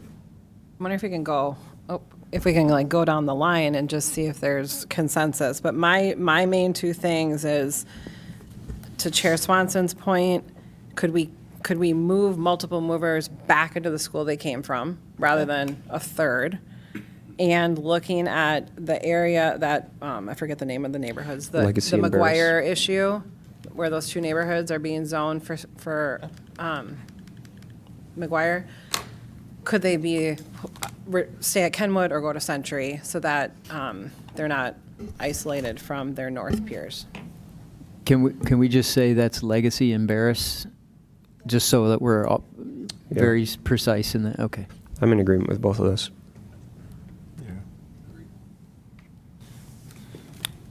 Director Thompson. Can we move the blue that's going to Cherryview and have them go to Orchard Lake, west of 35W? Oh, I'm looking at the elementary map. You mean Eastview?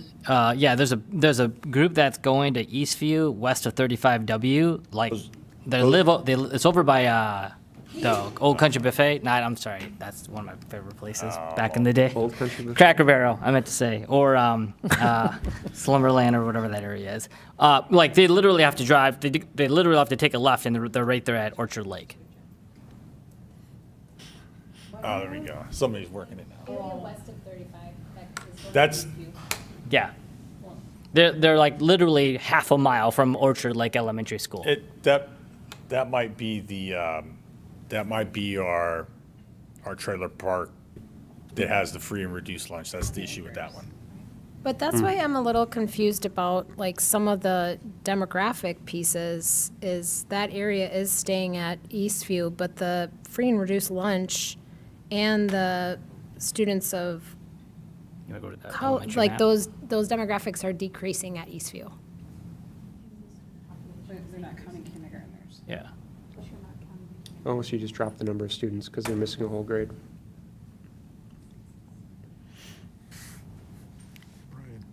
How would that affect Orchard Lake? I mean, If what the blue up there, Goes to which Orchard Lake. section are you talking about?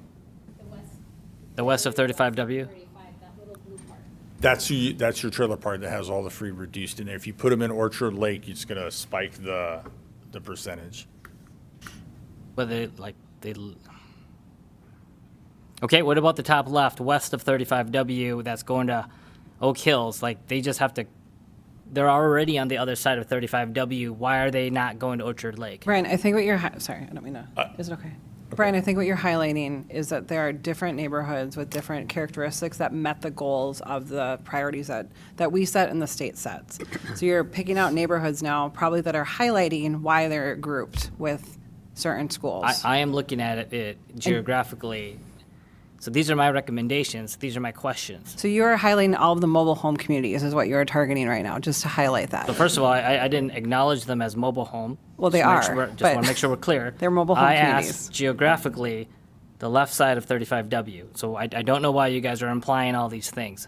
And like when I look at 35W, where we are in 185th Street, over by Brackett's Crossing, all those people have to drive all the way, either jumping on 35W or going down 50 and then going down the street to get to Orchard Lake. Could they go to Eastview instead? I don't know why we would want folks over in the Brackett's Crossing area to have to jump on the highway to go to Orchard Lake, when they can it'd be safer for them to just go right on 185th, go to Lifetime, and then go to Eastview. Like, that's another example. Yeah. Douglas, you had a comment on that?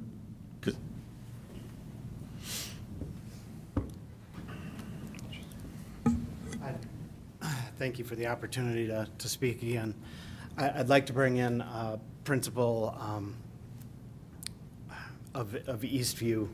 Tabor Aiken. Tabor Aiken, thank you. I don't know why I was blanking on his name. I've known him over 20 years. In any case, he was on all of our meetings and all the input.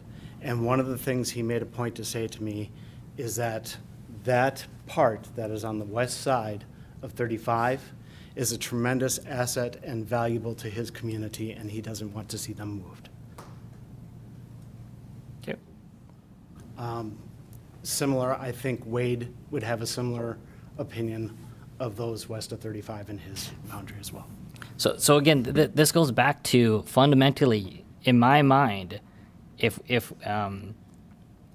I get that we're trying to make these changes and not to be too disruptive, but over the past 2 years, we've made a ton of disruption to our community, and how do we ensure that our district is set up to scale for growth when more homes are being built, new students are coming in, and that folks know that they can go to their local school or close by.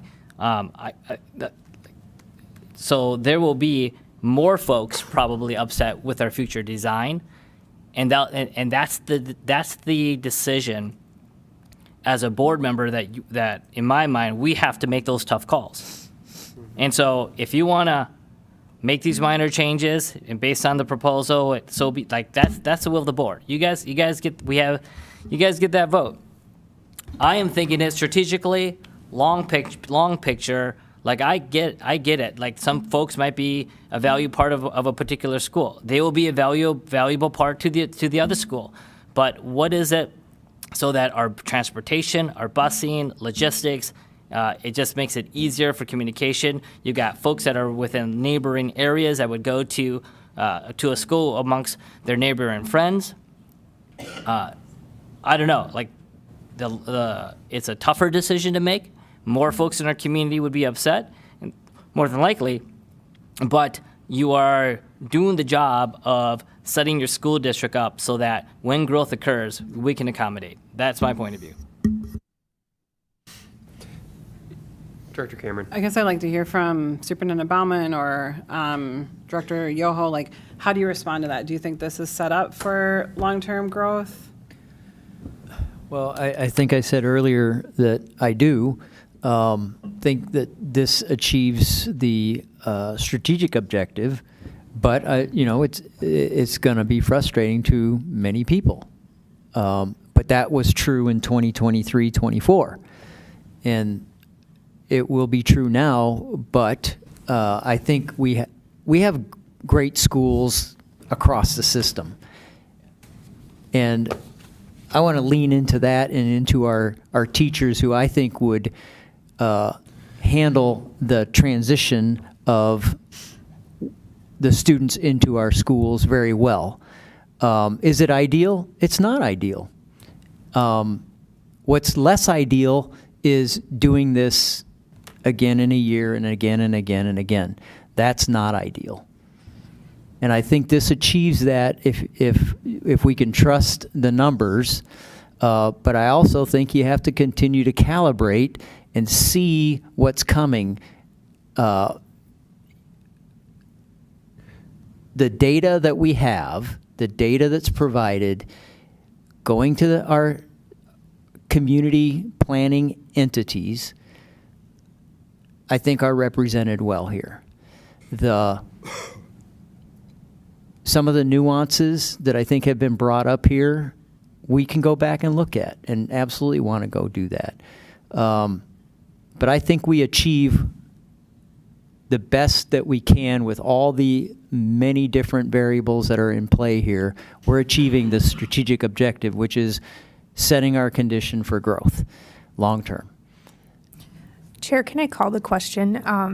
I know this isn't, it's still under discussion, but I felt like we had a majority of the board that was going with the 2 points that Director Cameron brought up. So I'm wondering if we could just end the discussion and move forward. Yeah, I mean, there's no vote on any of this. This is just discussion purposes. And obviously, with us moving towards a potential January 13 vote, I don't want to cut anybody off. I guess my only other concern, and then if anybody else has one, would be, do we need to create more space at Lakeview? The 82% projection. I know you're saying that it's enrollment's reducing, or looks like it's going down. But it's still, I don't know, that just seems high, especially if we're looking at 1,400 units going in that We'll development. take another look at it, sir, and see if we can make some space somewhere else. I mean, or if you have more information, just supporting the declining enrollment at that school. Got it. So, any other questions for them for further consideration? Is there, I guess I'd ask, is there any criteria that we have there that's an absolute, you need to drop that out of there? Because I think that's kind of been suggested.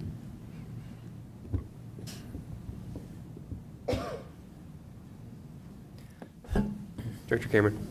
Sorry, I know we're trying to wrap it up, but I do think Director Anderson brought up an interesting point about the middle schools, that once the builds are done, which I realize is 2 years, right, 2 years out, do you anticipate us looking at those boundaries again? Or are we going to hold 2 around in the 60s and 1 at 85? I do not ever want to move the boundaries, but we will continue to look at it and make adjustments. The intent is not to move the boundaries again, but I would offer that, again, at Kenwood, in that particular area, there could be some unexplained or unexpected growth, and we'll just have to account for that. But barring that, my intent is not to have to move those boundaries again. Even though Kenwood Trail would be over the recommended occupancy. Well, it's on the top, and that's something, 2 years down the road, we need to take another look at, and we may have to make a minor adjustment, and that's just a matter of fact. And I don't ever like to use the hope method, but I'm hoping that trend kind of Kenwood Trail attendance area is stabilized or decreases slightly. But the problem is I got to provide some relief to Century Middle School, and so that's kind of why we're in that pickle. But I don't. I would like to not move the middle school boundaries once we have that capacity. But I don't want to say that's a never, because we may get some unexpected growth in Kenwood, and we'll have to make the move. It would be malpractice not to do that. So the intent is not to do that. But I got to leave it out to win if there's some type of unexpected growth there. Director Anderson. That is where I would just if we're going to have capacity for 500 extra students, I just wonder if we can provide actually more relief to Kenwood in that moment and move Well, some of those to yes, ma'am. The Century? intent was to provide relief primarily to Century because they are at like 93% Right. now. And so that was really our biggest concern. But we can certainly drop it down to 80, but though that extra 4%'s got to go somewhere. And so it'll go back to Century and to McGuire. Yeah, and I mean, that's something too, if we're giving, you know, a heads up, like, hey, look, this neighborhood might not be moving now, but in 2 years, if this build goes through, you're likely going to go to Century, you know? Again, we'll have to look at where the enrollment lays. That's, I mean, I guess to Paul's point earlier, in terms of when we think about margin of error around our estimates, and we went through this with Highview, like the estimates were wrong, right? And so is it better to try to reach that suggested capacity with Kenwood in the event, like you said, that something happens where it's a little off and we're still only sitting at 70% at Century, let's say? the difference is Highview's was a known growing area. Kenwood Trail is, there is no new growth per se in Kenwood Trail, so the likelihood of being unexpected growth is smaller, and we've seen a decrease in enrollment in past years, so that's kind of the factors that led us to say, okay, let's hedge our bets a little bit at 84% to try in an attempt to reduce the turbulence. But it doesn't seem like 80, like what I've heard from people coming up here is really 75 to 80% capacity is kind of the ideal. Right. So we're overshooting that by 4. Right. And really merging up to the point of like, this is no longer, then now this is a capacity issue. Right. Again, and I'm trying to, I think 84% is a lot different than 93 or 95% with They're going to Century, get that so- relief no matter what, right? That's where I'm wondering Well, if more, maybe.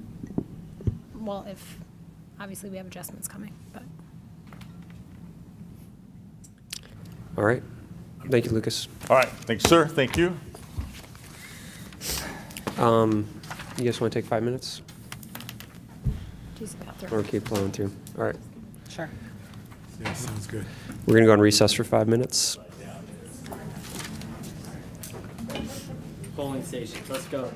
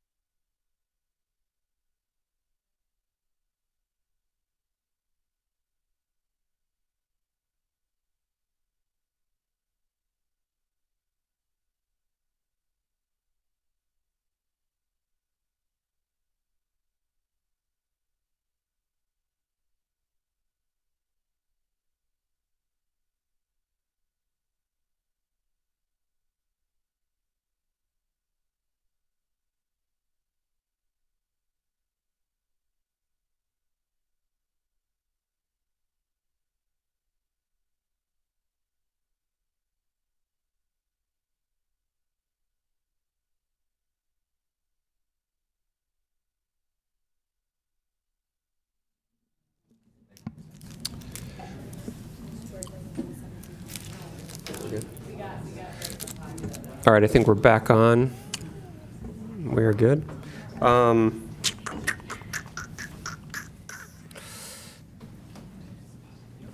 I would recommend jumping over board member reports if everyone's okay with that, unless there's something that you're dying to share with people. All right, Superintendent Baumann did want to share something. Yeah, thank you, Mr. Chair. I just want to take a moment and acknowledge that out in our community, among our students, staff, and families, there was some fear today based on the neighboring districts having reported threats that were made against their schools. And every day I know our families put trust in us as a district to ensure the safety of all of, well, their children and our students. And we want to, we also have family members and other community members that come into our facilities. And we do take this responsibility seriously across the system. And I just wanted to reiterate that Lakeville Area Schools was not one of the schools that was named in the threats today. I know there was some concern about that. At this time, it was the Apple Valley Police Department and the Burnsville Police Department have been able to take 3 juvenile suspects into custody related to the threats that were communicated. So I just wanted to update the community on that. And just also say that we do have practices and protocols in place for preventing and responding to threats. We do have a threat assessment process in our district, and we do have standard response protocols. Our students and staff are trained on the standard responses and practice them regularly. So one of the most important safety measures we have in place is our anonymous tip reporting system, and we encourage everyone to see something and say something, do something. If you see or hear about a threat, report it right away. This does give the district the best chance to investigate, assess the situation, and mitigate any safety concerns quickly. If there's ever a threat to safety in our district, the first priority is investigating and mitigating the threat. We want to do that judiciously and with alacrity and dispatch. Keeping our schools safe requires an ongoing partnership with our community, and I do want to thank everyone for their collaboration and support around this matter today. Thank you, Superintendent Baumann. All right, recommended actions. I believe everyone's probably had a chance to review their board materials on a couple of these. Starting 7A program of studies, we received a list of classes that were discontinued and some classes that are being added. Are there any questions of Ms. Georgie? If none, I would entertain a motion to approve the program of studies. So moved. There's a first by Director Anderson. Is there a second? Second. Second by Director Cameron. There being a first and a second, all those in favor of approval of the program of studies? Oh, any discussion? Director Thompson? Yes, I do want to share that the program in studies does allow students to participate in AP classes going into next year, but there will be a policy meeting this coming Friday to discuss AP classes and if they will be continued to be weighted or not. So I just want to make sure that that is aware. We will bring that back to the board as for you guys to decide if we want to keep things equal or not for all the various classes that might warrant rigorous standards. So, yeah, and there'll be, we'll likely have our principals here from the high schools with their recommendation on that as well. yep. And that'd be for a following meeting. Yeah, Director Baker. I'm wondering if the teachers will get feedback on that too? Yes. Okay, thank you. Mm-hmm. Any further discussion? All right, seeing none. There being a first and a second, all those in favor of approval of the program of studies say aye. Aye. Any opposed? It is approved. I know everyone went through the audit very thoroughly. I would entertain a motion to approve the audit. Or do you have? Oh, we have Chris Knopick here from I'm sorry. CLA to kind of give you an overview and touch base on if you remember at the time, we had some guidance that we didn't have in place yet, so we couldn't actually finish the audit. So he does have a small presentation if you want to go with that. Thank you, Chris. Sounds good. Thank you very much, Bill. So I do want to thank the board for allowing me just a few minutes here tonight to really just provide an update since I was last here in October as to where we're at with the audit. Got some good news for the entire board. The audit is officially done and issued. The federal government, once they got back out of shutdown, actually issued that compliance supplement. That was one of the pieces we were waiting for. They actually issued that, I think, the Tuesday before Thanksgiving. So a little Thanksgiving present for all of us that are auditors. So really, I think the board materials may have included our presentation from the past, but really I just wanted to highlight just a couple of things that part of this presentation is really let you know what changed from when we were here in October. As I mentioned, the one big change is everything's done and out the door and issued. So we're done. We met the deadline for the federal single audit. We met the deadline for UFARs. We also met the deadline for getting the financial statements submitted to MDE as well. So that was all done on time and completed as we wanted to. When we were here in October, we did issue, we were looking at potentially one material weakness in your single audit. The district was able to provide additional support for one of the two items that we had identified as a potential deficiency. So that actually decreased in severity down to what we call a significant deficiency. So actually improved on that. So I just wanted to let you know of that, kind of that change in that.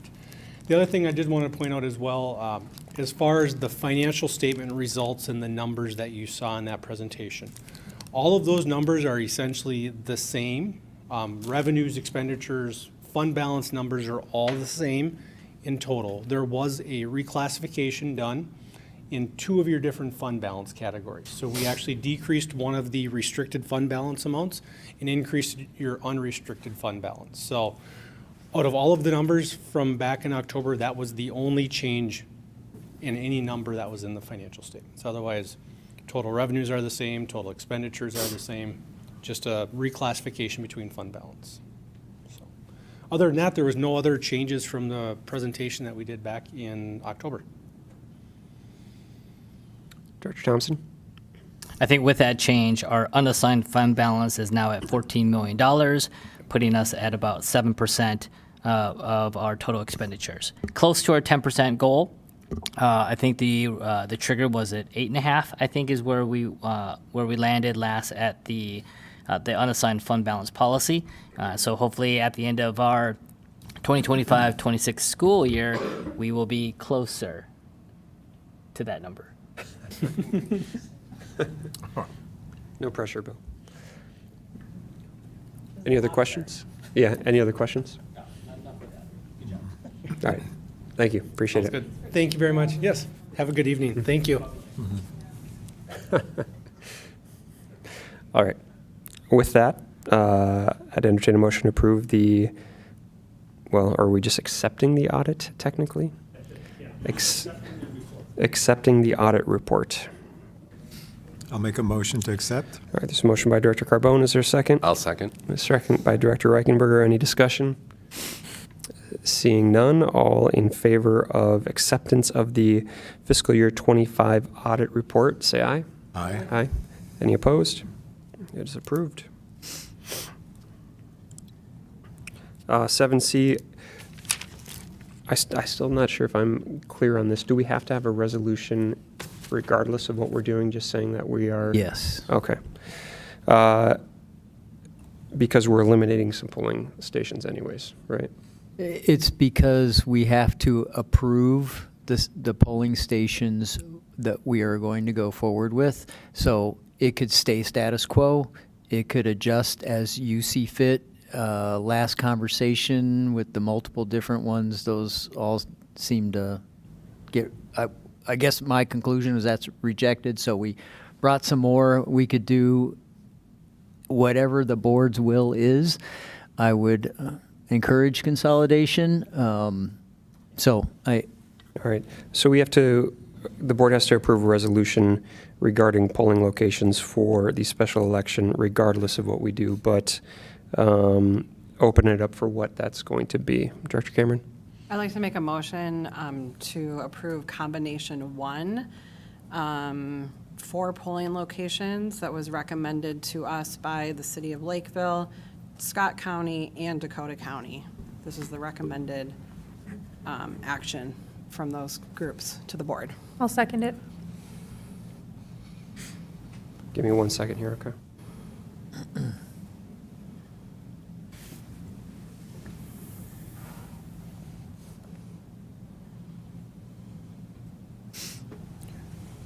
Where are the 4 locations? Can you clarify? I'm just. Yep, it's St. John's Lutheran, Mhm.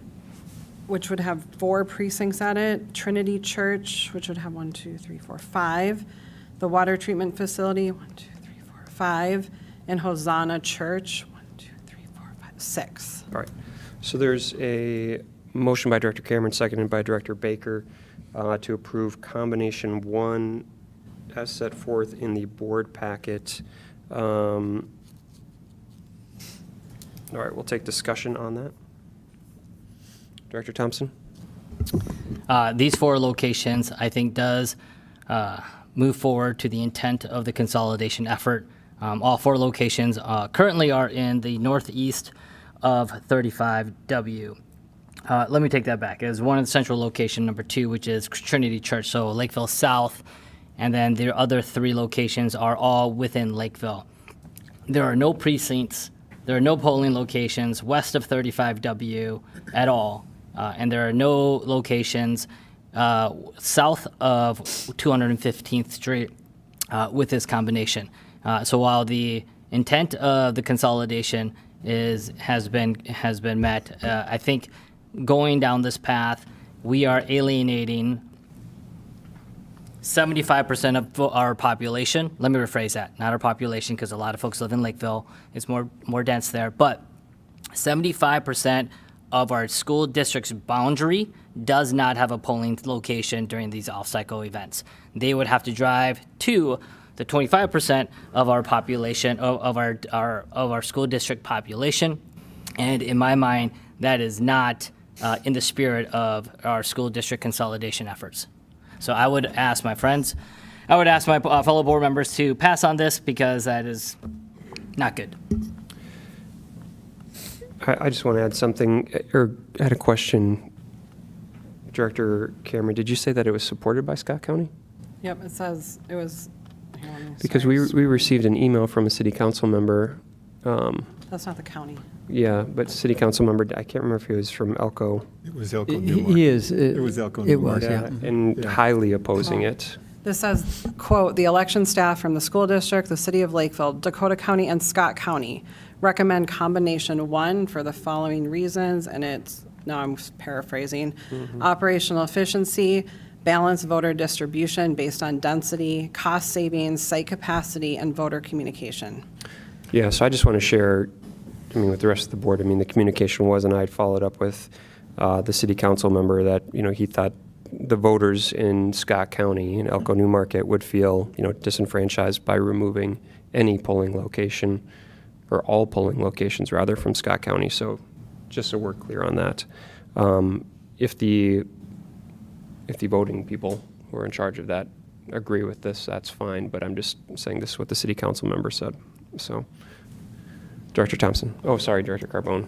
I think you had first. Yeah, and when we had this discussion the last time, I expressed concern about Scott County and about the fact that in the last 2 elections, the one last fall, the 3rd and 4th place people came with a margin, or I should say a difference of only 17 votes. This past fall, I think it was 250 or 300 votes, something to that extent. So again, in my mind, when you're talking about thousands of votes, that's a very small amount. When we campaigned last fall, and I know everybody has campaigned on this dais, when you drive down to knock on doors and to walk neighborhoods in Scott County, Credit River and Elko Newmarket, the drive that you go down, going into those neighborhoods takes time and there's distance. My concern is that those people, it could be just enough of those people who don't want to get in the car and drive that far, all the way up into another county, to vote. And like I said, 17 vote margin one time, 250, 300 vote margin the next time. That's enough to change an election, no matter who the candidate is. That's enough to change an election because somebody didn't want to get out to vote. And if I can just say one more thing, Brian. I know, everybody said, well, you can mail your vote in, it's not a problem. When you look at people who get mail-in votes, they get the ballot, they look at each other, and they say, we have to vote, we have to send this in. They put it in the pile, you know, the pile everybody's got, and 3 weeks later, they forgot to take it out and mail it in. So there's still, even though there's mail-in ballots, there's still that potential of disenfranchising an entire county. Director Thompson. Yeah, I thank you for sharing. I understand there's a political lens to this, but at the end of the day, if you are a resident of School District 194 and you're paying taxes for your school district and to send your kids to go to that school, I don't think that's fair where if you happen to live outside the 25% where it's more dense, that you now have to go further to go vote on any school-related topic.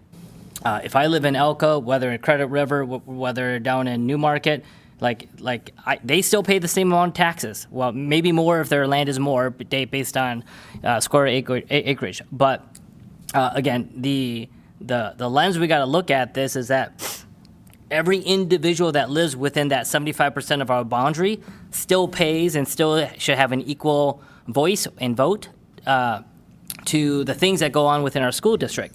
And so when you now eliminate their polling locations and have to have them go elsewhere, but no one else has to within the 25% of our school district boundary, that doesn't make sense. That's from my perspective. So I'd like to amend the motion and add the following 4 polling locations: Credit River City Hall, Newmarket Area Town Hall, Eureka Newmarket City Hall, and Eureka Town Hall. Is there a second to the amendment? I'll second it. All right, any discussion on the amendment? Brian?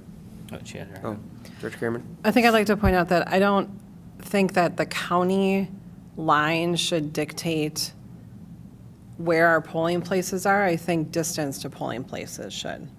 So I don't think it's a county issue. I think it's a distance issue, okay? So I think when I look at Google Maps, when you look at where people used to vote to go to Trinity, it is like 2 more miles than what the northernmost person in our district who lives in Burnsville, which also does not have a polling location, has to drive to Lakeville. So I don't see validity to this. I think this has been recommended by election experts in 2 counties and in Lakeville City.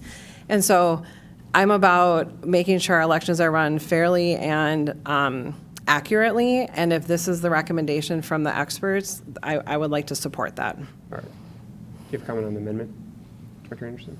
I don't know if it's on the amendment or the overall, I mean, I guess it's related to the amendment that I don't think we need those additional polling locations. I feel like this is what has been conveyed to us is a resource kind of concern, and some of what's being thrown out, I think we could certainly study in the next election. Like, is this impacting voter turnout in certain areas? Because we're throwing out a lot of hypotheses about what could happen, but that doesn't mean that that's actually going to happen. And to me, the most important thing is that we make many opportunities for voting, which people can mail in ballots or they can show up to the district office for many days for early voting. And I would anticipate that most of those voters come into Lakeville for something during that period of time. So it's not like we're trying to reduce voting. We're trying to make this a more resource efficient kind of process for the staff that cover this. So I would be in agreement that we stick with the 4. I'd be more in favor of just 1 Scott County location, as opposed to 4. But having heard from, city council member down there, I think it's, representing a group of citizens. I don't think it should be dismissed as easily. Director Thompson. The reason I suggested 4 is that combination 1, when you look at the precinct locations within our boundaries, you've got one up in Hosanna, then you've got one, a I don't even know, I don't know how many miles that is, but you've got one south of that in number 3 at the Lakeville Water Tower. And then you have one that's on St. John's, and then the 4th one over at Trinity Church. Like, those all seem to be within very reasonable distance to be driven for those who live in the top right-hand quadrant of the boundary. Sure. But if we're talking about distance, you've got folks that are living all the way down in Elko, driving all the way up to potentially number 2, which is Trinity Church. Then it's not, distance-wise fair. So I propose the 4 different locations, because the first one would be over at Credit River on the west side. You've got another one down at Newmarket, which is in the middle, one down at Elko, and then the other one would be on the right side, which is over in Precinct 1. That way there's some sort of equilibrium of distance that folks would need to drive. So that's how I was envisioning why I selected those 4. All right. Director Kramer. To the distance point, when you look at, for example, Elko Newmarket City Hall to Trinity, it is about 7 miles. When you look at the North Burnsville precinct, I forget what it was, which is on the west side of 35, that is 4.5 miles to Hosanna. So we're talking about, yes, it is farther. It's like 3 miles farther for someone in Elko to go vote than someone in Burnsville to go vote. And again, this is being recommended, and I agree with Director Anderson. We have an opportunity to evaluate this in May, right, with our levy. And so we, in a very short amount of time, we could determine if this is a good idea to do the recommendation, or to decide, you know what, looking at the levy results, we want to adjust this. Director Reichenberger. Yeah. I want to reiterate a couple things, starting from the discussion last week, that what started all this is the fact that it is a cost issue. The fact that what prompted this is one of the items about this is that Scott County uses different voting machines, and that the cost of managing both Scott County's and our machines are, it adds the cost. My personal preference in all this, I think, reducing the number of precincts down from 20 down to 4 or 5 make a lot of sense. It's easier to manage, easier to coordinate. There is a balance between that kind of management to be more efficient and more effective, and the will of the voters and the franchise. Making sure everybody still has their vote and everybody remains able and accessible for voting. Of the proposals I've seen so far, as far as when I look at the maps, as far as I've looked at the individual polling places, this one looks the best at first. To me, it's still the best option so far. I would prefer Brian's to see. amendment's the best option? What's Are that? you saying Brian's amendment or the original motion? The Amber's combination. I can see why Dakota County, Scott County, why everybody approved of it. I would still prefer to see another polling place, and I would want it as a part of the other population center of our school district, which would be down by Elko and Newmarket. Right. So if you would, if Director Thompson would revise his amendment to maintain the 4 precincts in combination 1 and an additional precinct polling location down in Elko, I think that would solve all of our problems, and we'd come to some level of agreement. Director Thompson. Director Reichenberger, are you saying number 2, combination 2 is your preference over combination 1? I am looking at the map of combination 2, and that doesn't quite look right. It has 3 polling locations in Dakota County. Right, but I was. So you're thinking a combination of combination 1 and. Yeah, I was Combination thinking more 1 along the lines plus. of northern, southern breakdown of what was down in Elko, as Actually opposed to at the Elko location, is what you're thinking? Right. Well, I mean, instead of having it everything west of 35 being as part of the, Credit River, Elko, and Newmarket, I was a northern-southern boundary, because that's basically what we're arguing about. We're arguing about it's 7 miles for somebody from way up there to go down to vote down in Elko, So when you look at or vice combination- versa. So I would, the second combination, when you look at the map, it doesn't quite make sense. There's a number 1 with a circle around it, or a, what is it, pentagon? Was it hexagon with 6? 1, 2, 3, 4. Yeah. Hexagon, is that the location that meets your expectations, or are you thinking it'd be further south? Okay. Just trying to understand what you're thinking. Just so everybody can understand what I'm talking about here.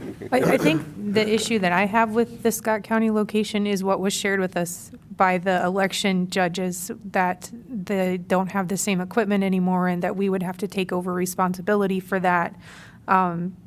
So the reason that I suggested the first one, or agreed with Director Cameron's motion, is because it has the furthest south polling location that we can have, so it's not as much of a right, is not as much of a drive.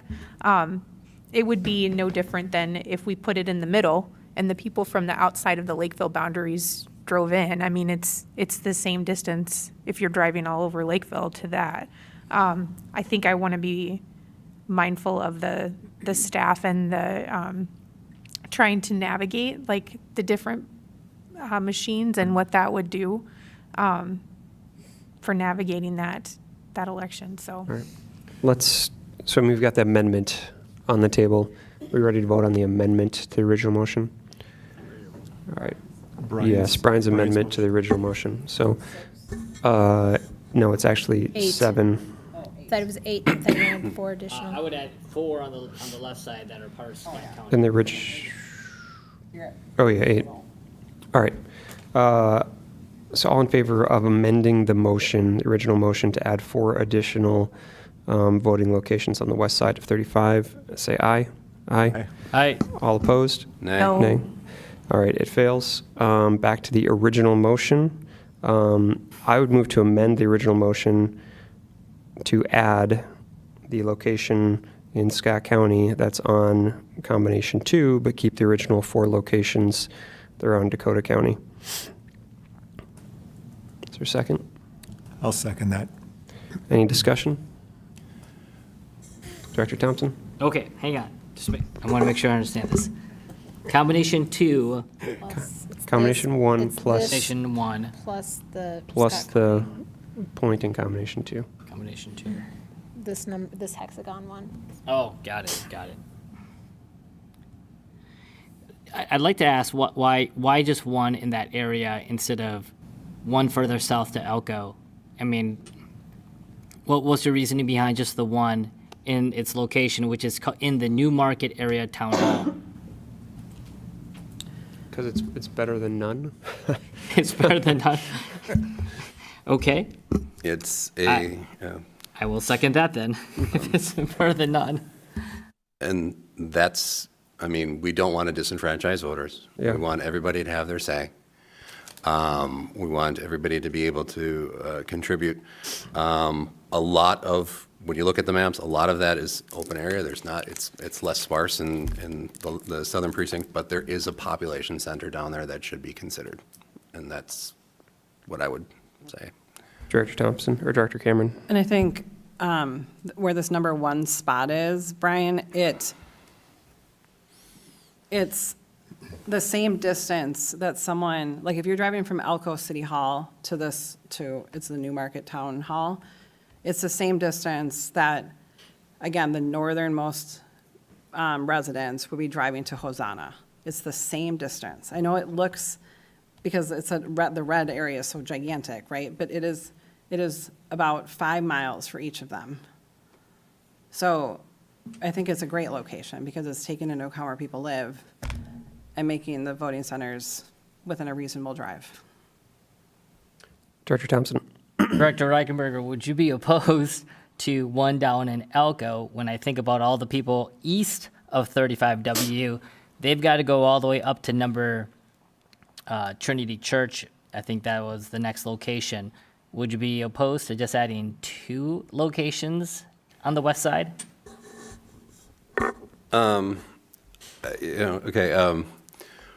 what I'm envisioning, and part of this is we're going to have, including another polling place, we're going to have to specify which precincts and what are included in there. What I'm looking at is when I look at the map, the southern portion of those two districts could both vote down in Elko, so that you don't need to, go, I mean, because that's the argument. It's the distance from the southern polling places into what would be South Lakeville. It's like, keeping, the polling places relatively close. We just had a big, huge discussion about geographic locations and keeping things relatively close to where they are locally. That's what I would be considering. Take the one away, move it further south, and then combine both east and west of 35 precinct to go to that location. Yes. I think the challenge is that we can only use existing polling locations. And so the question is, of the existing polling locations, which would be number 20, those in number 20 go, so if you go to page, I'm looking at the board packet, but polling location 20 is the Elko New Market City Hall. And that's where, and then polling location number 9 is the New Market Area Town Hall, which is the number 1 that's on that combination grid. And so when we look at polling number 17, which is on the far right-hand side, they don't go to 20. They currently go to Eureka Township. So your two best options really are, if you want to help those in the southern half of our boundaries, you either have it at Elko New Market City Hall, or you have it on the far east side, on the bottom right-hand side, which is precinct 17, the Eureka Town Hall. Those are your two options. And so of the 4 that I recommended, those were 2 of the 4 that I suggested. And the one that Matt recommended is the one out of the 4 that I recommended as well. So I guess it's up to you. But I would, I don't think we need 4, on special elections, that's. Yeah, then we don't need 4 on the northeast either. But But that's where there's way more people. We're looking at the population centers, and we're trying to structure this so that there's roughly, in my opinion, 2,000 to 2,500 people in each individual precinct voting, which would be about 12,500 people, which are roughly what voted this last special election. And that's my mentality, is making, and just to give you an idea is why that number is important, because in presidential election years, that's how many people vote in each of these individual polling places. When we have 20 precincts. So, thinking of it this way, if we take, some of these southern precincts, some of these other, and have them vote at Elko New Market, I would be amenable to that. Kim, just so we're clear, is there any issue with, cutting, we'd have to keep existing precincts, wouldn't we? Yeah, you have to keep the existing polling. Yeah. Precincts, you're going to keep the existing polling location. But I mean, can we draw the lines wherever we want? Well, I don't recommend it. This Yeah. has really been vetted by population and by their voter turnout typically. It was 18. Eureka Township is in Dakota County, so we can't cross Scott and Dakota together. So when you're talking about, if you want to look at combination 2, Scott and Dakota, if you're interested in keeping Scott County voters voting, I would look at combination 2.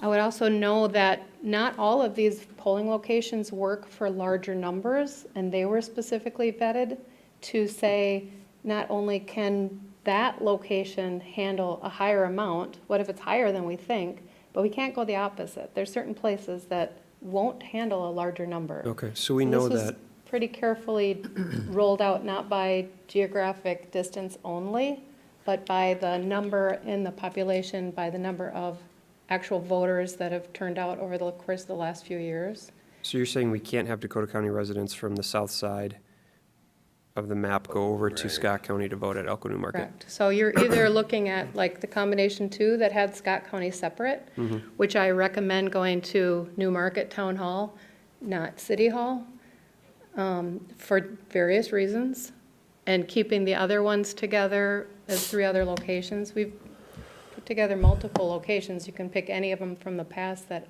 also had Scott County separated if you were looking for more.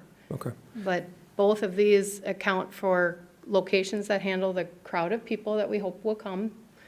and either offering Scott County separate or together. But So I think we're back at my original amendment then, which would be the combination 1 plus the additional polling location from combination 2 in Scott County. which one was that? Which, It's the one that's in precinct 19 right now. so combination, If you're looking at combination 2 at the little 1 marker, yeah. we're essentially adding the additional Dakota County location, Lakeville location. But we can't, No. Because combination 2 only has 3 polling locations in, So, no, it only has 3 in Lakeville. looking at combination 1, right, we can pull Scott County into Dakota County because then they could program the election. We can't pull Dakota County into Scott County. Yeah. So that's why combination 2 works, if you want to keep Scott County separate. So I want the 4 locations from combination 1 to remain the same, and then adding in the Scott County location from combination 2. So having Everyone on the only board Lakeville South and understand Trinity that? as 1 and the 3 Scott County ones. So No, 1 Scott. creating 5. What, 1 Scott County? Yeah, 5 locations. yep, except in combination 1, combined precinct 2, right? That's the Trinity Church location. That's the one we're trying to add, right, to option 2. Yep. You would have to remove precincts 19, 20, and 18 would go to Scott. So that would only leave precinct 4 and 3, which is like 1,000 people voting at Trinity Church. Right. I feel like these plans were thought through in terms of the numbers and the locations and like I mean if there's compromise to be had on this board, the combination 2 is a fair compromise in my mind. I would withdraw my motion and amend it to combination 2 then. Okay. Wait, it's, the motion is currently combination 1. So that would have to. Well, an amendment to, yeah, let's. We vote that This is first. correct. Let me, yeah, we'd have to reject combination, the first vote, instead of just changing it completely.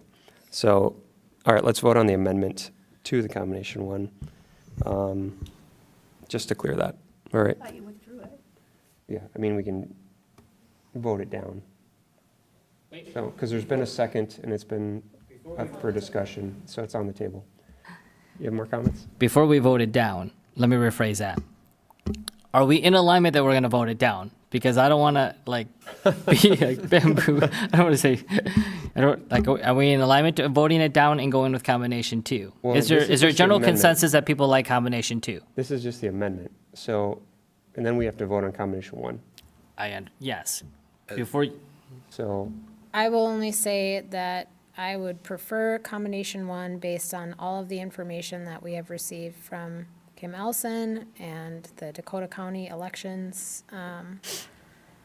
person who was here with us. But if we're not going to get that through, then combination 2 is what makes the most sense as a compromise for the board. So Matt, are you withdrawing or are you not withdrawing? your motion? well, it's up for vote already because No. there's been a second, and so, yeah. So, there being no more discussion, voting on the amendment to the original motion, all in favor say aye. Aye. Aye. All opposed say no. No. No. All right, so we're back to the original motion for combination 1. If there's no more discussion on that. I do. And since we're going to, I guess we haven't coupled it. We'll have to follow up with a vote on the resolution too, separate. Matt. Yeah, Director Thompson. I'd like to amend that motion to add North Cross Church and keep Trinity Church, which is 1 at the South High School, North is at the North High School, and then eliminate the other 3 so that we only have 2 polling locations. 1 at North and 1 at South. Then it's fair.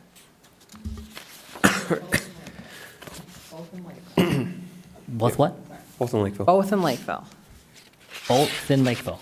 that what You're you just said? making a huge argument earlier. Yes. So I'm just clarifying your position. I want one at north and one at south, and then we're good. All right. You just Wait a go minute, the high with the school. motions All right. that are. Is there a second to the motion? I second it. All right, there's a second. Any discussion on the motion? It is fair equally across the board. Everyone has to drive. All right, Director Reichenberger. Yeah, 6,000 people showing up on Election Day, which is a lot of people showing up at one spot to vote and spending a lot of time in line waiting to cast their ballot. Director Carbone.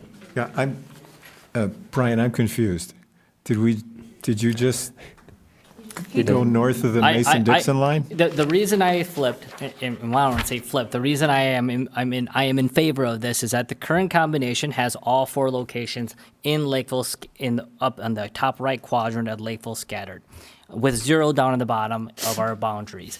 And so if that's the case, because I think Director Anderson and others are in favor of combination 2, I think the most appropriate thing to do is have one at North High School, one at South High School, easier communications. It's in Dakota County, and we'll have to figure out the manpower and how to make it work. Yeah, they're not at the high school. They're at the 2 churches next to their high school. All right. All in favor of the amendment? Say aye. Aye. All opposed? No. No. All right, back to the original motion. Kim, I'm going to combine this. I mean, this is going to be the vote on the resolution. Well, I guess it wasn't phrased that way, but we'll have to come back, and add it. Once you decide on one, then I make that Exhibit A for your resolution, and I can do that tomorrow. You'll just say that that motion, once it's passed, will be what is considered Exhibit A on the All right. resolution. So we technically have a formal resolution that's part of the board packet, and then this would be Exhibit A to the resolution if approved. Are you guys fine with me merging that in as part of the vote? So we don't have to vote on it again? But what about my motion? We have not voted on my motion. That's what we're voting on right now. Oh, okay. Yes. Okay. All right, so combination 1, as part of the resolution combining polling locations and going with combination 1 because it's a resolution, we'll take a roll call vote on it. Ms. Ellison. 1 second. Point of Point of clarification. information. Yeah, please, before you go, Kim, hold on. Yeah. We're voting on combination 1 and the 4. No, No, Yes. just combination Just one. Just We're combination voting 1. on combination 1? Which is, just on one. Just Just combination 1. which is the 4 up in the northeast of Lake. Correct. That's what we're voting on. That's On what's the on floor. the table now, right? Correct. It's not in the northeast of Lakeville. The original It's motion. It's in, Lakeville. Whatever the geographic area is, Each it's, church is it's like on 4 up 210th in the Lakeville area. Prosper. Okay, got it. I The 4 in understand. Lakeville Prosper. Okay. We're just talking different words, but it's the same thing. All right. All right. All right, on combination 1, Matt Swanson, No. Brian Thompson, No. Tony Reichenberger, Yes. Carly Anderson, yes. Paul Carbone, No? Amber Cameron, Yes. Kim Baker. Yes. And the resolution is approved. All right, last 7D resolution relating to authorizing the issuance of school building bonds and calling an election. Superintendent Bowman, we do have the resolution in our board packet. Yeah. I did have a comment or question on the language.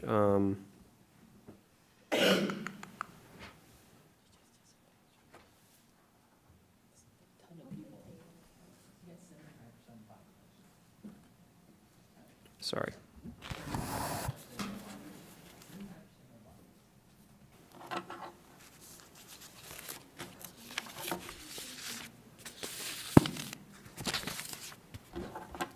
I can pull the right document.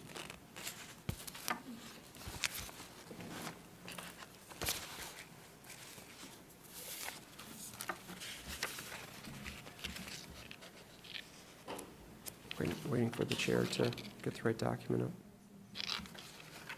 All right.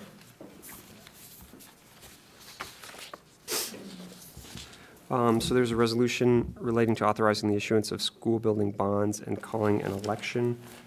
Did we need to approve the language that's actually going to be on the ballot right now? Was that part of the discussion? It's on page 4. It's on page 4 of the resolution. Mhm. You want me to read it out loud? Well, I guess my question, should we be removing the acquisition language? Provide funds for the acquisition and betterment of school sites. Funds for the acquisition and betterment of the school sites. That's, are you thinking that's land? That's not land. Yeah, I mean, that's what it sounds like to me when I read it. No, so it's, what it's saying is, be authorized to issue its general obligation school building bonds in an amount not to exceed $139,600,000 to provide funds for the acquisition and betterment of school sites and facilities. Because if it were just $139,600,000 to provide funds for the betterment of school sites and facilities, including the construction and Yeah, equipment of building. I see your point there. I just don't want to confuse our voters that we're buying any land Right, or 'cause school sites. we are not purchasing any land. I don't know if we can strike that,